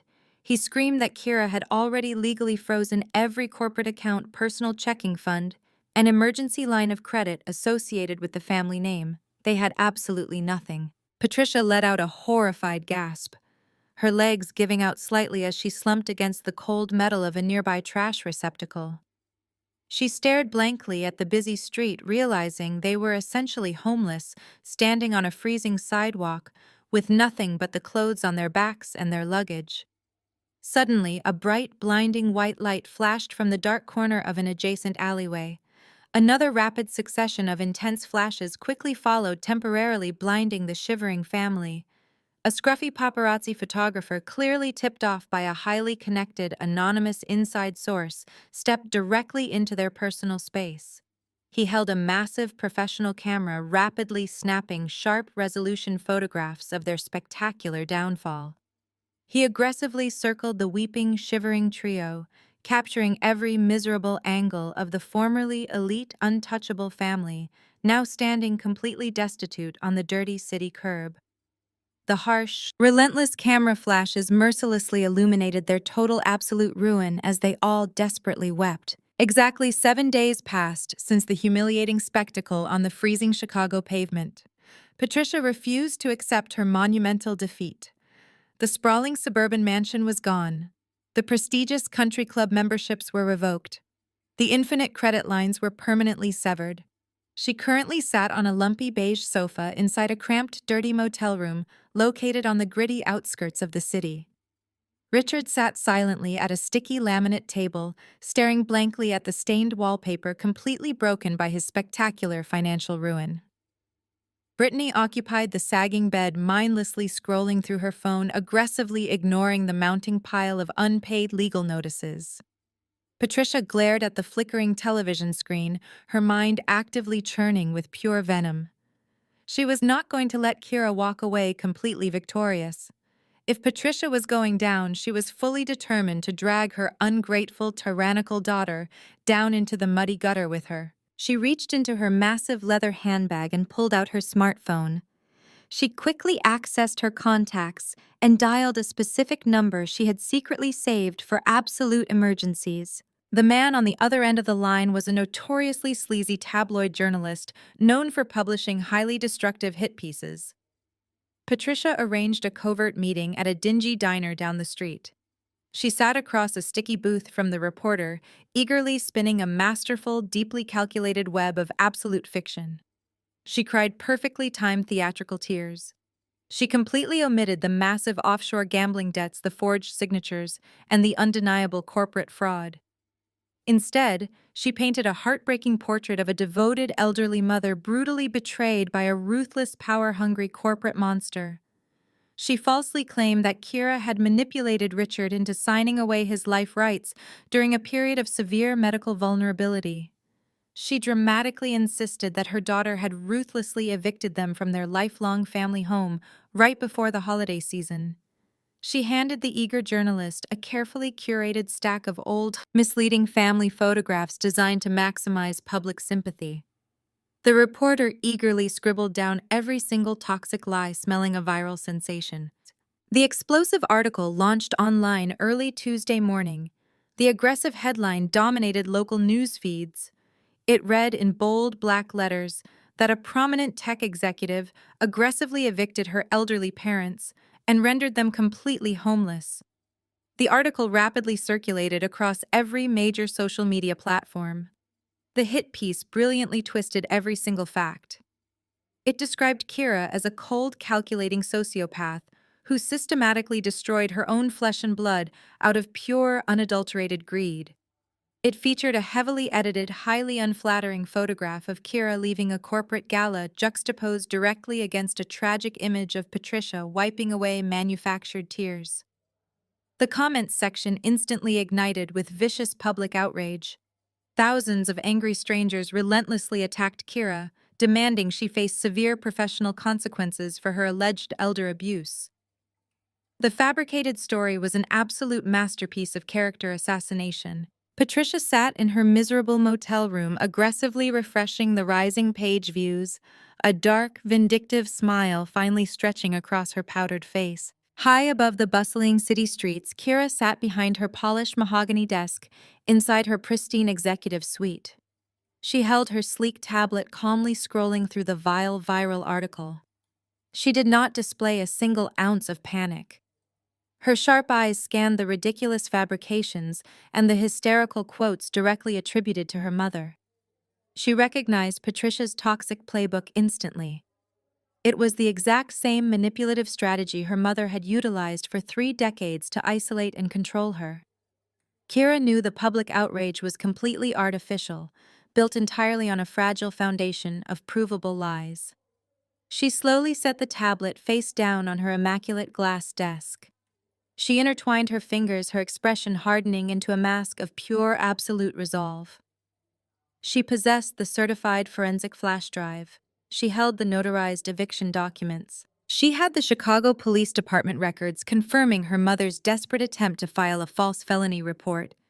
Kira was fully prepared to utterly dismantle Patricia's pathetic smear campaign with surgical, indisputable facts.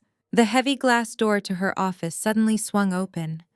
Her executive assistant rushed into the room, abandoning her usual calm professional demeanor. The assistant clutched a glowing tablet tightly against her chest, her face completely pale with genuine immediate panic.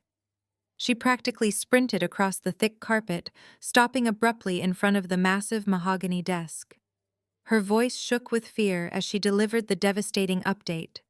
She announced the chief executive officer of their largest international client had just read the hit piece. The assistant took a sharp, terrified breath. She stated that the influential client was demanding an immediate virtual meeting regarding the bad press. She whispered they were threatening to pull their massive account if the terrible rumors were verified. Kira did not blink. She calmly instructed her terrified assistant to immediately transfer the incoming video call to the massive digital display dominating the far wall of her office. The sleek screen flickered to life, revealing the stern, deeply flushed face of Marcus Vance. Marcus was the billionaire chief executive officer of Apex Global, Kira's most lucrative and vital corporate client. He did not bother with simple pleasantries or basic formal introductions. He aggressively slammed a printed copy of the viral tabloid article onto his expansive mahogany desk.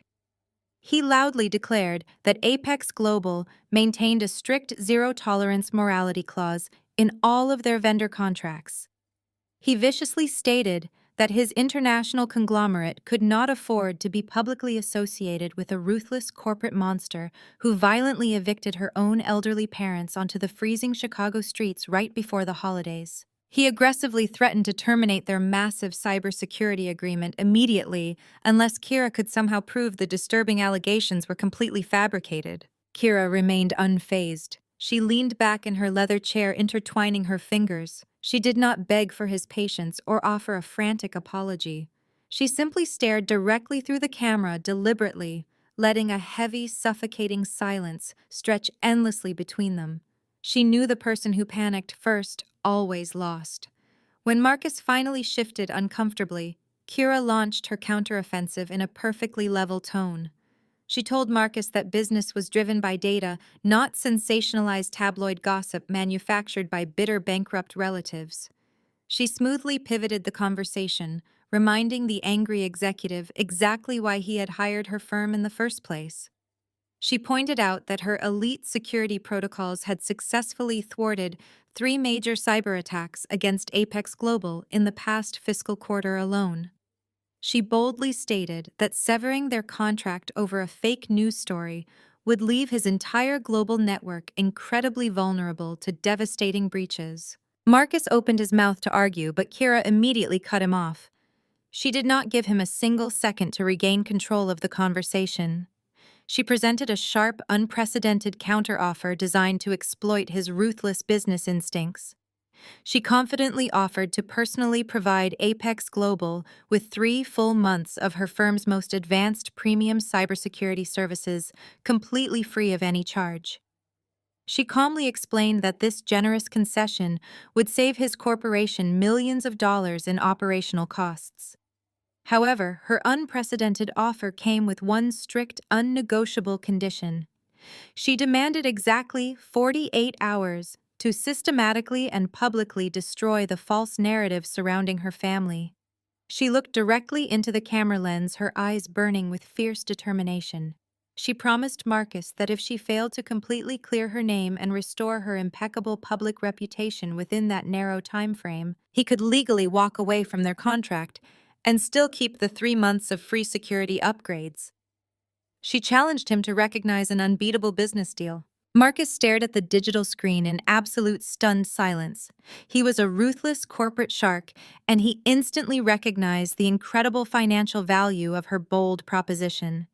He rapidly calculated the massive millions his company would save by accepting her temporary free services. He also recognized the sheer, terrifying confidence radiating from Kira. A woman facing legitimate criminal exposure would never wager millions of dollars on a public defense. She was not acting like a guilty daughter caught in a shameful scandal. She was acting like an apex predator cornered by insignificant prey. He slowly leaned forward, a grim, calculated smile of absolute respect finally replacing his previously angry scowl. He firmly agreed to her strict terms. He sternly warned her that the clock was officially ticking and abruptly ended the virtual transmission. The massive wall screen instantly faded to black, plunging the executive office back into quiet stillness. Kira remained seated in the quiet darkness for a brief moment, savoring the adrenaline of the successful negotiation. She then turned her chair to face her assistant, who was still standing completely frozen near the glass doorway. A cold, incredibly sharp, and terrifyingly confident smile slowly spread across Kira's pale, composed face. She quickly issued a rapid, undeniable series of commands. She firmly instructed her highly efficient assistant to immediately contact the city convention center down the street. She explicitly ordered her to rent the grand ballroom for the following evening regardless of the exorbitant emergency booking fees. She then commanded the assistant to draft an urgent press release and blindly invite every major local news outlet, independent journalist, and tabloid photographer in the greater Chicago metropolitan area. She confidently stood up from her desk, eyes locked onto the glowing skyline outside her window. She announced that she was throwing a highly public, undeniably explosive press conference to finally put an absolute end to her mother's desperate lies. Kira wasted no time executing her brilliant masterstroke. She expertly instructed her public relations team to draft a highly specific, legally binding document disguised as an olive branch. She did not send a private email or a quiet text message. She issued a formal, incredibly public invitation directly to Patricia, Richard, and Brittany. She simultaneously released this exact same document to every major news outlet in the city. The elegant, gold-lettered digital invitation requested the honor of their presence at the downtown convention center. Kira deliberately titled the event A Public Reconciliation and Financial Settlement. She knew her family possessed an absolute fatal weakness for public spectacle and financial greed. She strategically worded the press release to imply a massive surrender. She heavily suggested that the intense media pressure had successfully forced her to the negotiating table. The invitation explicitly promised a comprehensive redistribution of family assets in front of a live global audience. Across town, inside the incredibly damp, mildewed walls of their cheap motel room, Patricia's smartphone violently buzzed with a premium news alert. She snatched the device from the sticky laminate table. Her bloodshot eyes widened in absolute shock as she read the breaking headline announcing Kira's press conference. She quickly opened her personal email and found the glittering digital invitation waiting in her inbox. A loud, triumphant shriek erupted from her lungs, instantly waking Brittany from a deep sleep on the sagging mattress. Patricia aggressively shoved the glowing screen into her daughter's face. She wildly jumped up and down, her powdered face stretching into a massive, predatory grin. She loudly declared that they had won the war. She gleefully shouted that the tabloid hit piece had completely destroyed Kira's corporate leverage. Richard rushed out of the cramped bathroom, demanding to know what the screaming was about. Patricia smugly read the entire invitation aloud, heavily emphasizing the words, financial settlement. She arrogantly strutted across the filthy carpet, completely forgetting their current homeless status. She confidently assured her husband and daughter that Kira was begging for mercy. Patricia theorized that Apex Global and the other massive corporate clients had threatened to pull their lucrative contracts. She deduced that Kira had no choice but to surrender the entire estate and reinstate their platinum credit lines to save her precious firm. Brittany instantly squealed with pure, unadulterated delight. She aggressively threw her cheap blankets aside and began wildly clapping her manicured hands.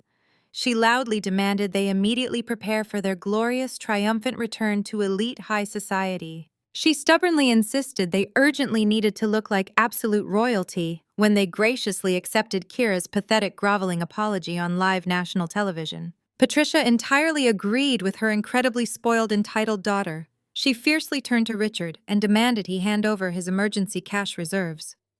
Richard hesitated, nervously rubbing the back of his neck. He quietly admitted he only possessed a few $1,000s hidden inside a secret money clip in his luggage. He warned his wife that this tiny stack of $100 bills was literally their last remaining lifeline. They needed that cash for food and basic survival. Patricia aggressively snatched the money clip straight out of his trembling hands. She viciously mocked his cowardice. She loudly declared that they were about to become multi-millionaires again by tomorrow evening. She dragged Brittany out the motel door, clutching the stolen cash. They aggressively marched directly into the most expensive, exclusive luxury boutiques located on the world-famous Magnificent Mile. They carelessly blew every single remaining dollar on custom-tailored silk suits, imported leather shoes, and fresh salon blowouts. They intentionally dressed themselves to project absolute ultimate power, completely ignoring the terrifying, undeniable reality that their bank accounts were completely, hopelessly overdrawn. While her ignorant family foolishly squandered their literal last dime on sheer vanity, Kira stood silently inside the grand ballroom of the city convention center. She watched dozens of busy technicians rapidly setting up heavy television cameras, bright studio lights, and a massive podium. Her phone vibrated inside her tailored jacket pocket. She pulled it out and saw a secure text message from DeAndre. The loyal accountant had been quietly monitoring the family's social media activity. DeAndre warned Kira that Brittany was currently broadcasting live from a luxury fitting room. He stated that the spoiled girl was loudly bragging to thousands of loyal followers about getting the family mansion back tomorrow. He warned Kira that her sister sounded dangerously confident. Kira did not feel a single ounce of fear or hesitation. She stared at the illuminated screen, reading the frantic warning about her family's supreme arrogance. She calmly typed her response. She did not write a long, detailed explanation or offer any complex strategic reassurance. She simply sent DeAndre a single thumbs-up emoji. The inescapable trap was perfectly primed. The massive, heavy double doors of the downtown convention center swung open to admit a veritable tidal wave of reporters, corporate executives, and curious onlookers.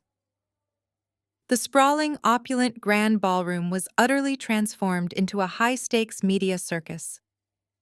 Rows of heavy television cameras formed a solid steel barricade at the back of the room. Brilliant white studio lights illuminated the space with a blinding clinical intensity.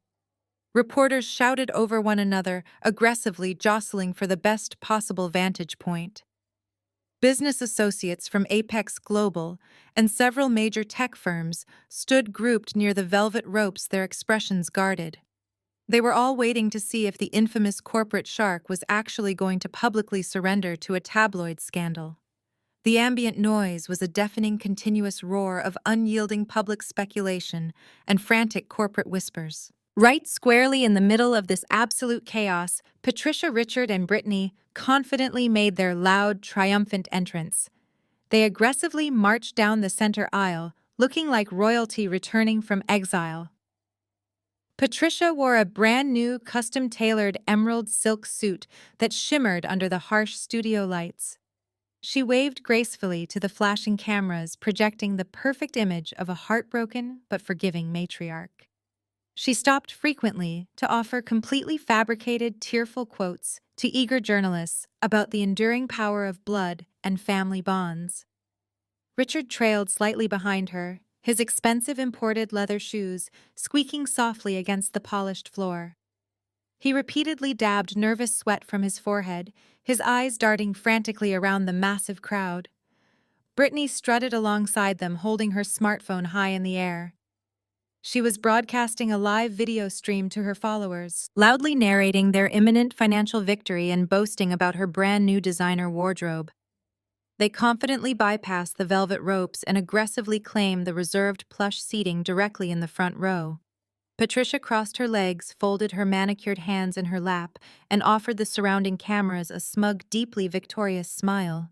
She was absolutely certain she was about to rightfully inherit an incredibly vast empire. Marcus Vance stood quietly in the VIP viewing area, his sharp eyes focused on the empty stage.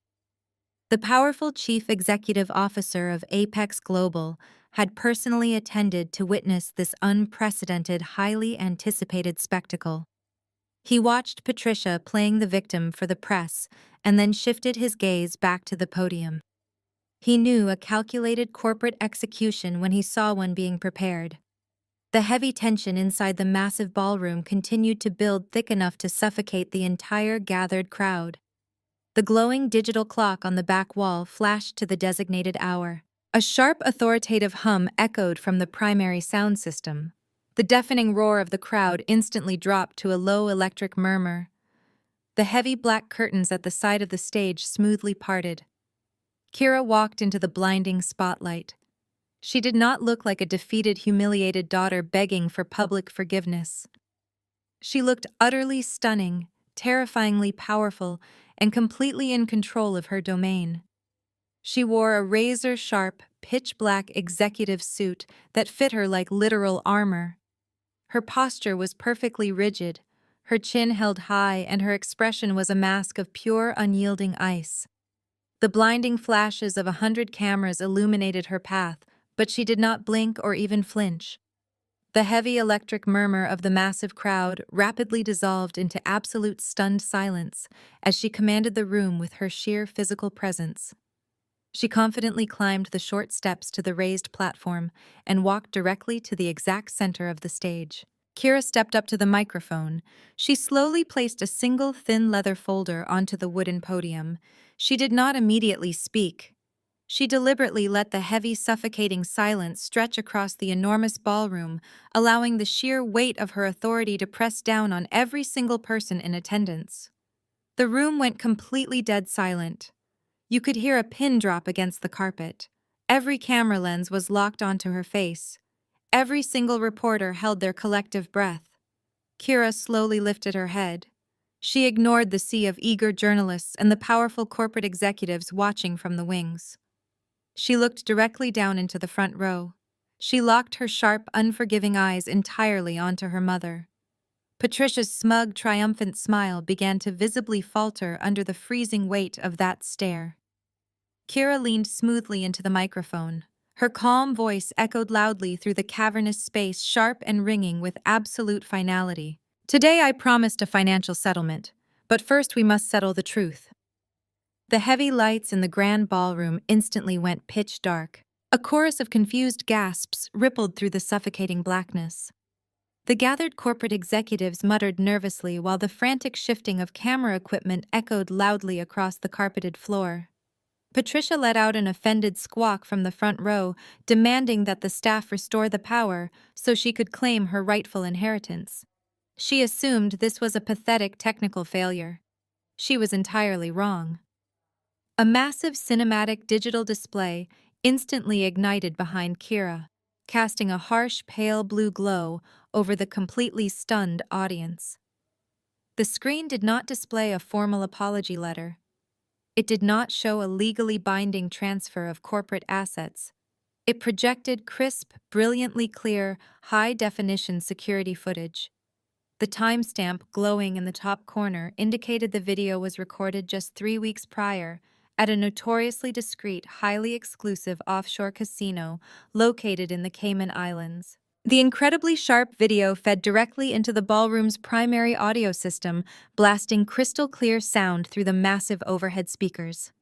The entire room watched in horror as a vivid image of Brittany materialized on the towering screen. She was not acting like a traumatized victim of corporate greed. She was dressed in a shimmering diamond-encrusted cocktail dress, leaning aggressively over a high-stakes baccarat table. The camera angle captured her face as she casually tossed stacks of $100,000 chips toward the dealer. The audio picked up her shrill, arrogant laughter. She bragged to a nearby waitress about draining her sister's corporate accounts to fund her weekend getaway. The footage clearly showed Brittany eagerly cashing out illicitly obtained funds, linking her to the staggering offshore gambling debts that Patricia had falsely blamed on Kira. A collective gasp erupted from the hundreds of journalists packing the room. Pens flew across notepads. Microphones were shoved forward. Kira did not give the crowd a single moment to recover from the initial shock. She calmly raised her right hand, holding a small, sleek black presentation remote. She pressed a single button. The massive digital screen behind her instantly split down the middle. The offshore casino footage continued looping on the left side. On the right side, a series of incredibly detailed, highly confidential banking records and forged tax documents rapidly populated the display. Kira smoothly stepped back up to the microphone, her voice slicing through the rising chaos with surgical precision. She firmly directed the audience's attention to the right side of the split screen.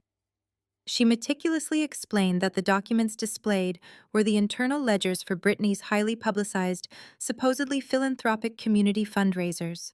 For the past 3 years, Brittany had hosted lavish charity galas, allegedly raising millions for local children's hospitals and struggling community programs.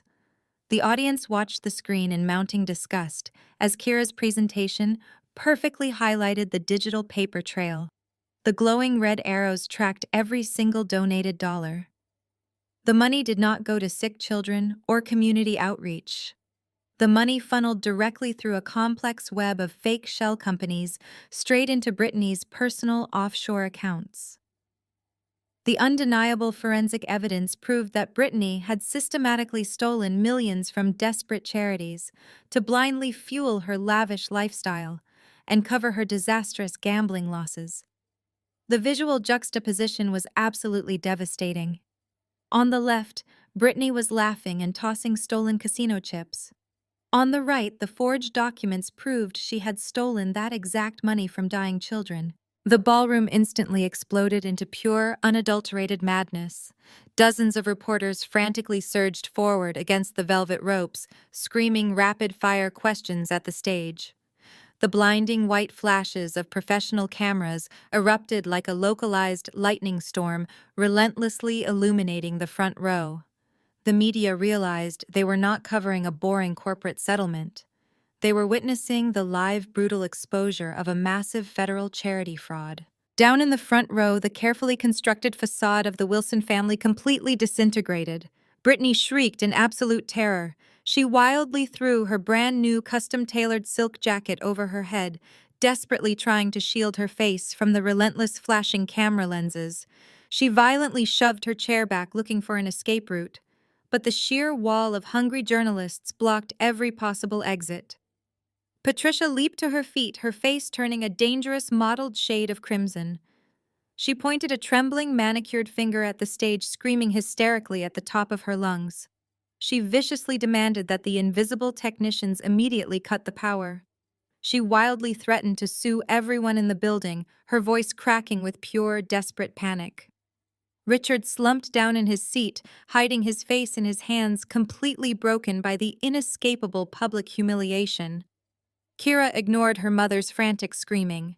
She simply stared down at her utterly ruined family, raised her sleek black remote, and calmly clicked to the next slide. The massive screen instantly refreshed, replacing Brittany's offshore casino escapades with a dense, highly complex spreadsheet. The brilliant blue backlight washed over the audience as a series of heavily redacted federal tax documents suddenly appeared. The bold, unmissable header, emblazoned across the top of the digital display, named Richard's pristine real estate development firm. Red circles and stark yellow highlighting began to systematically illuminate specific discrepancies scattered throughout the intricate ledgers. The crowd leaned forward in absolute fascination as the undeniable forensic accounting laid bare a decade of systematic corporate fraud. The glowing numbers proved that Richard had routinely inflated his operating costs while actively hiding millions of dollars in revenue in offshore shell accounts. The collective gasp from the attending business journalists sucked the remaining oxygen right out of the grand ballroom. Several prominent investors and former business partners sitting near the VIP section instantly pulled out their phones, frantically dialing their own private legal counsel. Kira stood perfectly still behind the heavy wooden podium. She watched the devastating realization wash over her father's sweating face. Richard gripped the arms of his velvet chair so tightly, his knuckles turned completely white. His jaw dropped open, but he could not produce a single word to defend himself against the undeniable, deeply incriminatory mathematical proof displayed right above his head. He had spent his entire career projecting the flawless image of a self-made, highly ethical corporate titan. Now he was publicly exposed as a desperate, pathetic embezzler who actively defrauded the federal government just to maintain his wife's exorbitant country club memberships. Patricia frantically tugged at her husband's sleeve, aggressively demanding that he do something to stop this humiliating spectacle. She viciously hissed that Kira was ruining their impeccable social standing. Kira ignored the pathetic whispering in the front row. She smoothly adjusted the microphone stand and let her voice resonate through the massive speakers with cold surgical precision. My parents claimed I was a financial burden. Yet these documents show they used my social security number to open fraudulent credit lines when I was in college, deliberately destroying my credit score. The entire ballroom went completely dead silent at the horrific revelation. The journalists stopped shouting and frantically began typing every single word into their laptops. Kira did not break eye contact with her parents as she delivered the final fatal blow to their pristine public facade. She coldly detailed exactly how Patricia and Richard had methodically stolen her identity right after her freshman year at the university. She explained that while they were publicly complaining to their wealthy friends about the high cost of her education, they were secretly taking out massive high-interest loans in her name. They had ruthlessly saddled their own teenage daughter with crippling debt just to secretly fund Brittany's lavish European vacations and purchase luxury vehicles they could not actually afford. They had actively sabotaged Kira's financial future to desperately hide their own impending bankruptcy. The media frenzy instantly reignited with explosive, uncontrollable intensity. The blinding flashes of 100 professional cameras relentlessly bombarded the front row, capturing every single angle of the family's total downfall. The gathered reporters shouted aggressive, overlapping questions at Richard and Patricia, demanding to know if they were prepared to face federal identity theft charges. The brutal realization of their complete and utter destruction finally crashed down upon the once powerful couple. They were no longer the respected elite members of Chicago high society.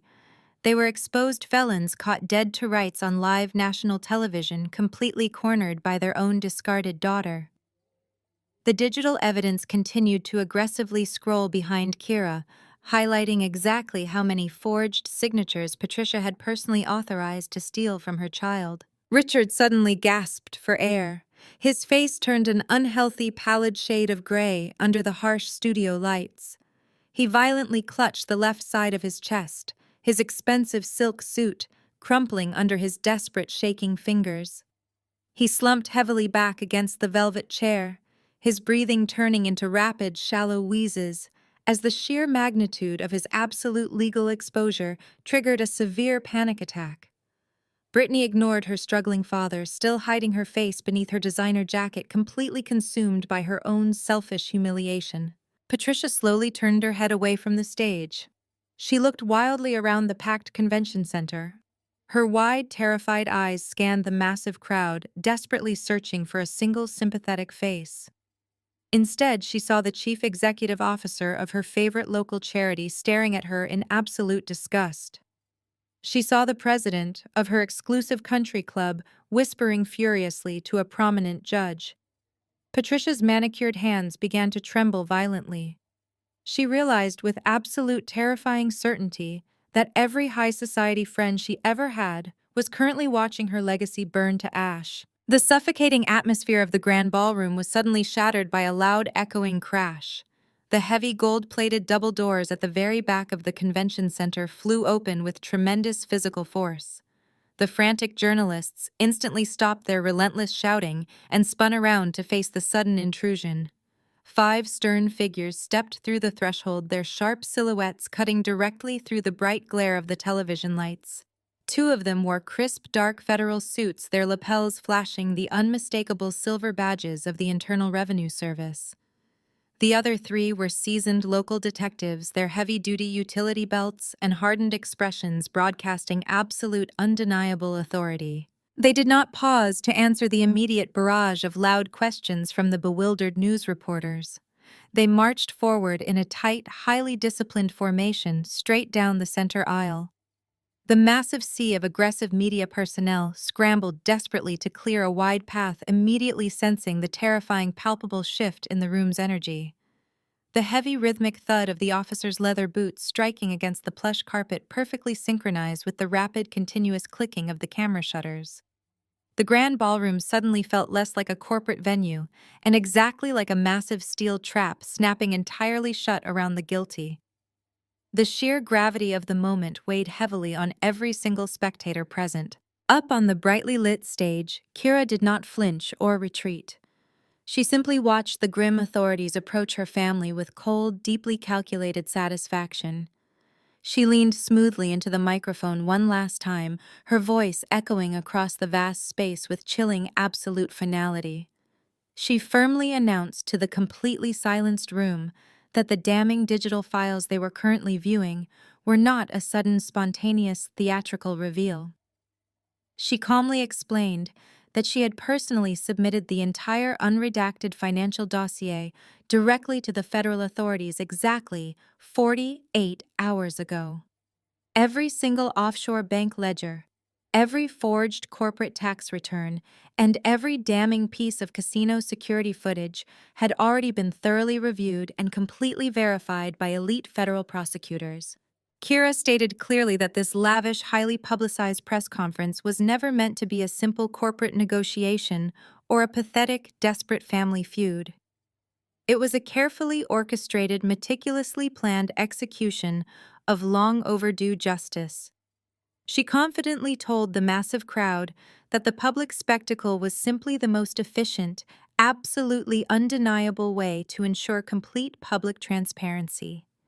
Her toxic family had used the eager media for decades to actively build their fake, pristine corporate empire, so she deliberately used that exact same media to permanently tear it all down. She wanted every single defrauded investor, every cheated charity donor, and every scammed business partner to see the undeniable brutal truth simultaneously. The silent, imposing detectives finally reached the velvet rope separating the VIP section. The hungry journalists pressed in tightly behind them, eagerly forming a suffocating, impenetrable ring of heavy cameras and extended microphones around the isolated front row. The blinding white lights strobed relentlessly over the completely broken Wilson family. Richard was still gasping for air, clutching his chest, in genuine, terrifying physical agony, but the determined federal agents bypassed him entirely. They also completely ignored Patricia, who was currently frozen in a pathetic state of absolute wide-eyed shock, her trembling manicured hands gripping the leather armrests of her chair like a drowning woman desperately clinging to a fragile wooden raft in a raging storm. The lead local detective, a remarkably tall man with a visibly scarred chin and freezing, unsympathetic eyes, stopped directly in front of Brittany. She was still cowardly cowering beneath her expensive, custom-tailored silk jacket, desperately trying to block out the harsh, inescapable reality of the glaring ballroom. The veteran detective reached down and firmly, aggressively ripped the designer jacket away from her trembling, shrinking frame. Brittany let out a pathetic, startled shriek, instinctively raising both of her shaking hands to cover her ruined, tear-stained face. The blinding camera flashes immediately illuminated her smeared, expensive makeup and her wide, utterly terrified eyes. The towering, unsmiling local detective did not offer a gentle explanation or a polite request. He simply looked down at the trembling, ruined woman who had arrogantly stolen millions of dollars from sick children just to recklessly fund her secret offshore gambling addiction. His deep voice cut through the ambient buzzing noise of the cavernous ballroom like a sharpened steel blade. He loudly and firmly ordered Brittany to stand up immediately. The sheer, overwhelming authority vibrating in his harsh tone left absolutely no room for pathetic negotiation or elite family privilege. He stared directly into her wide, panicked and weeping eyes and bluntly instructed her to quickly place both of her shaking hands firmly behind her lower back. The cold metallic click of the heavy steel handcuffs echoed loudly through the sudden suffocating silence of the grand ballroom. The sound was incredibly sharp, cutting through the dense air like a perfectly aimed gunshot. Brittany jerked violently as the cold metal clamped tightly around her delicate, perfectly manicured wrists. The absolute sheer physical reality of the terrifying arrest finally shattered her arrogant, long-standing illusion of invincibility.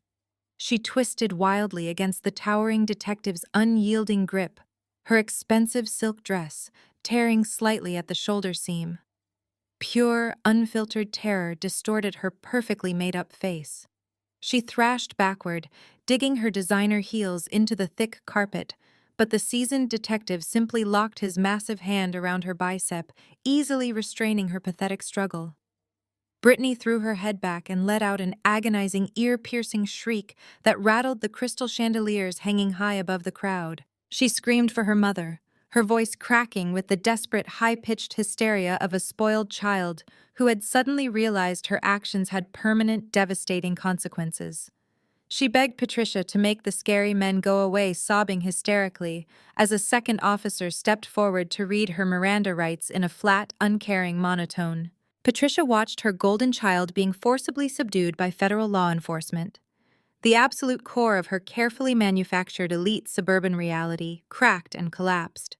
She stumbled forward, her knees suddenly buckling under the intense weight of her imminent ruin.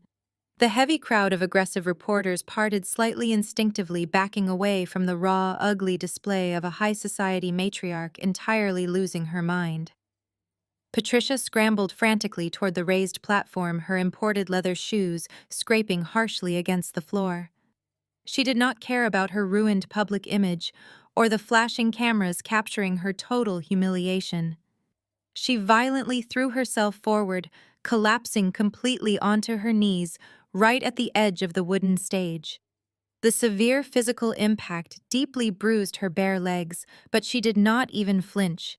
She was hyperventilating, her chest heaving heavily as she stared up at the daughter she had ruthlessly tortured, exploited, and discarded for over a decade.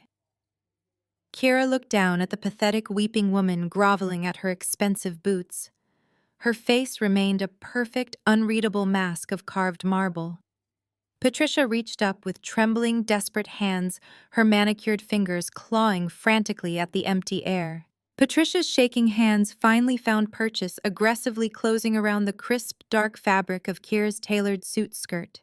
She gripped the hem with the terrifying, unyielding desperation of a woman clinging to the absolute edge of a sheer cliff.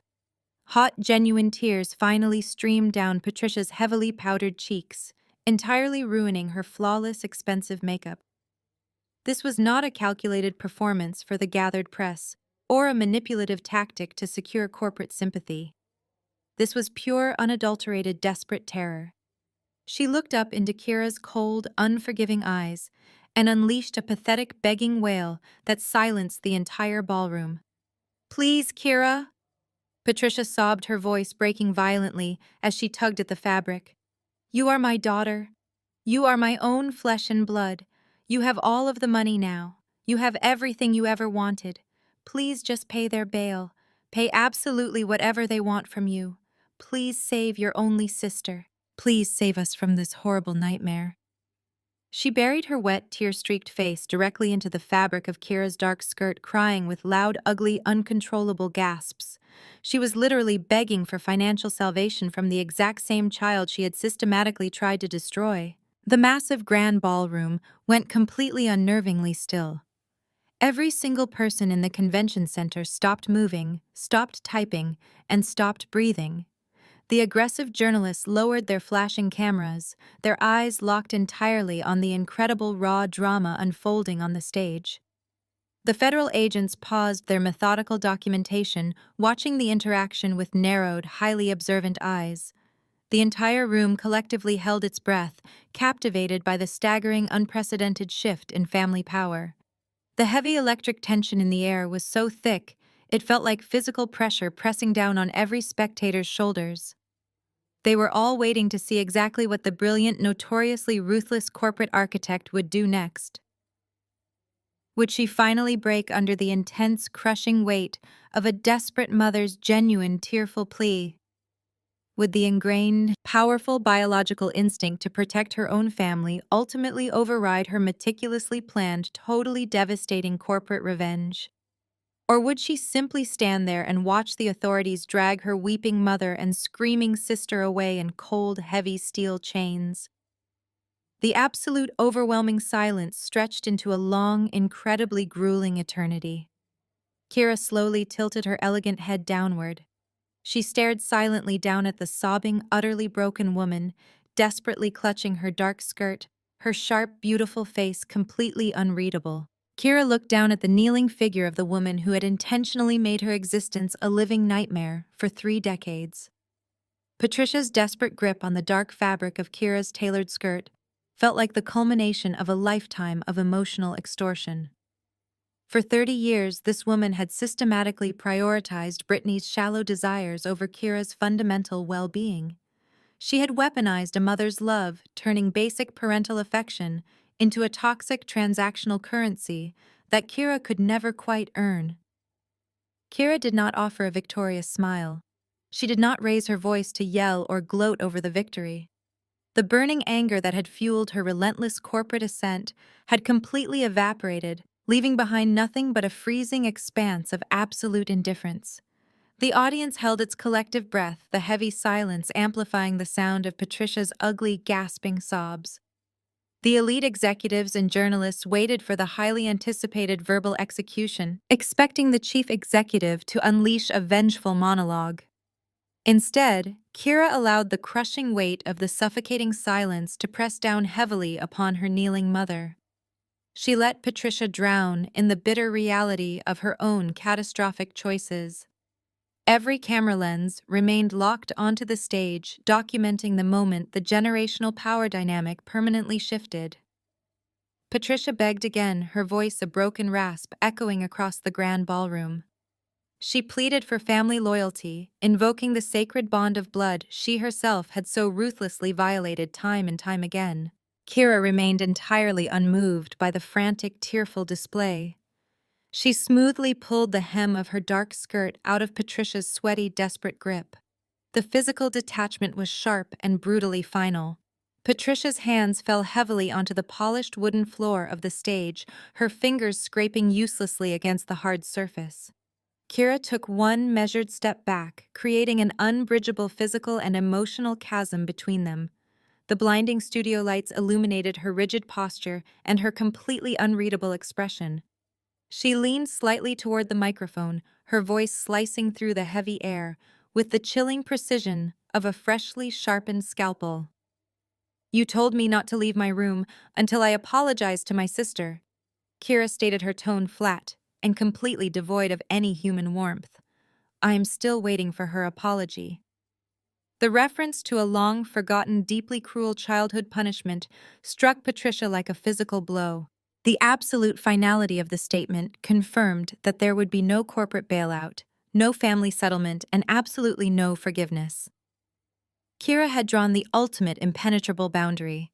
The reporters typed the stinging quote into their digital devices, instantly broadcasting the brutal family exchange to millions of eager viewers across the globe. Kira took another step backward, removing herself entirely from the immediate vicinity of her mother's pathetic breakdown. Down in the front row, the harsh reality of the federal investigation rapidly materialized. The tall, scarred local detective did not wait for another invitation. He aggressively hauled Brittany to her feet, ignoring her frantic, ear-piercing shrieks. The cold, heavy steel handcuffs clicked securely around her delicate wrists, the sharp metallic sound cutting through her continuous sobbing.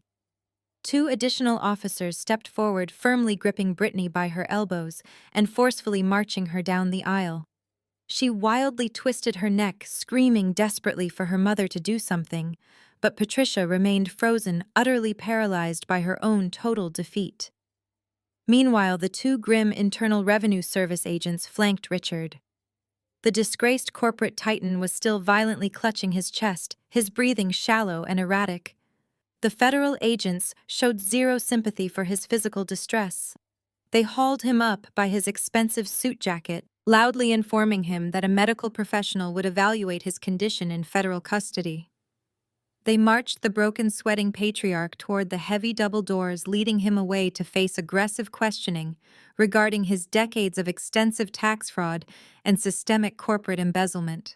The massive crowd of journalists eagerly surged after the departing suspects, their heavy cameras flashing relentlessly as they chased the sensational arrests out of the grand ballroom. The sudden chaotic exodus left a wide, empty space directly in front of the illuminated stage. Patricia was left completely, utterly alone. She remained slumped on her bruised knees, her ruined face pressed against the cold wooden floor, sobbing uncontrollably into the suffocating void of her shattered legacy. Every single high society friend had completely abandoned her.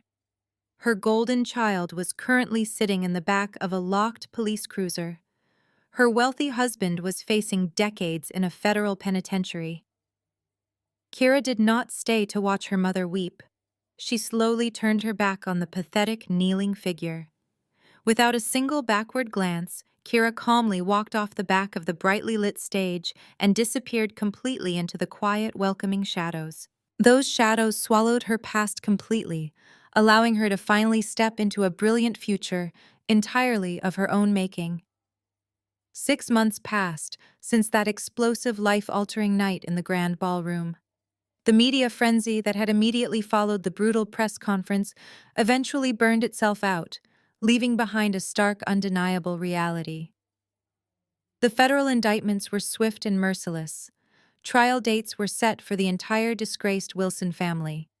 Richard was currently sitting in a maximum security federal holding facility, facing a towering mountain of irrefutable corporate fraud charges that guaranteed he would never wear a tailored silk suit again. Brittany was anxiously awaiting her own scheduled day in court. Her secret offshore accounts, completely frozen her lavish, carefree lifestyle, instantly reduced to the bleak, terrifying prospect of immediate federal prison time. The heavy dust had completely settled over the smoking ashes of their completely ruined, highly corrupt corporate empire. Kira sat comfortably in the lush, meticulously landscaped rooftop garden of her sleek Manhattan penthouse. The crisp morning air carried the faint, energizing hum of the massive city far below. The heavy glass doors behind her slid open, and the joyful musical sound of young children laughing spilled out onto the bright terrace. DeAndre stepped into the warm sunlight carrying 2 steaming cups of artisanal dark roast coffee. His energetic twin daughters ran happily past him, immediately distracted by the colorful blooming butterfly bush growing near the reinforced glass railing. DeAndre looked entirely different than the exhausted, deeply stressed man Kira had spoken to half a year ago. The heavy dark circles under his kind eyes had completely vanished. He handed Kira a warm ceramic mug and took a seat on the comfortable, expensive outdoor lounge chair right beside her. He was absolutely thriving, free from the crushing, relentless financial abuse and constant emotional manipulation of his highly toxic marriage to Brittany. His own independent architectural firm had just secured 3 major, highly lucrative commercial building contracts. He was finally building the secure, incredibly happy life he and his beautiful daughters truly deserved. Kira took a long, appreciative sip of her hot coffee, the rich, complex flavor perfectly matching the deep, settling satisfaction anchoring into her bones. Her own professional landscape had undergone a massive, truly unprecedented transformation. The highly publicized, brutally efficient takedown of her deeply corrupt parents had inadvertently served as the ultimate undeniable proof of her ruthless corporate competence and her absolute unshakable financial integrity. The global market responded with aggressive, overwhelming enthusiasm. Elite investors flooded her independent firm with massive amounts of fresh capital, incredibly eager to partner with the brilliant architect who possessed the tactical genius to successfully dismantle a 30-year corporate fraud syndicate in a single evening. Her company valuation had literally doubled within the incredibly short span of 6 months.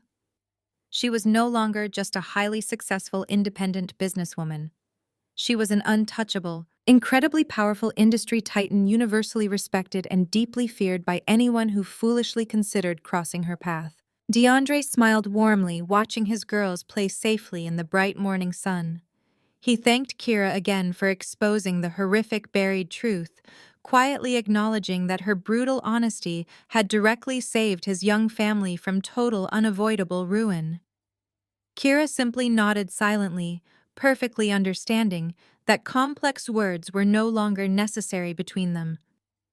The heavy, polished wooden door to her private penthouse elevator softly chimed, and her efficient executive assistant stepped out onto the breezy terrace, carrying the sorted morning mail. At the very top of the neat stack sat a crumpled, cheap beige envelope. The smudged return address prominently featured the stark, unmistakable, depressing stamp of the regional county jail. It was from Patricia. The desperate, frantic, scrawled handwriting on the outside pleaded for Kira to please read the contents, begging pathetically for immediate commissary money and a sliver of entirely undeserved mercy. Kira did not flinch or hesitate. She did not feel a single microscopic drop of guilt or any lingering, toxic familial obligation. She smoothly picked up the dirty envelope, her perfectly manicured fingers briefly grazing the incredibly cheap, rough paper. She calmly walked over to the heavy-duty industrial shredder, tucked discreetly inside the corner of her pristine home office. Without opening the sealed envelope, without reading a single pathetic, weeping word of her mother's desperate, lying apologies, Kira dropped the letter directly into the rapidly spinning steel blades. The powerful machine whined briefly instantly, reducing Patricia's final weeping plea to a small handful of meaningless forgotten paper ribbons. Kira stepped gracefully back out onto the sunlit terrace, the cool, refreshing ocean breeze gently catching her hair. She looked out over the glittering, endless expanse of the breathtaking city skyline. She quietly sipped her coffee. The peace was absolute. The sweet revenge was complete.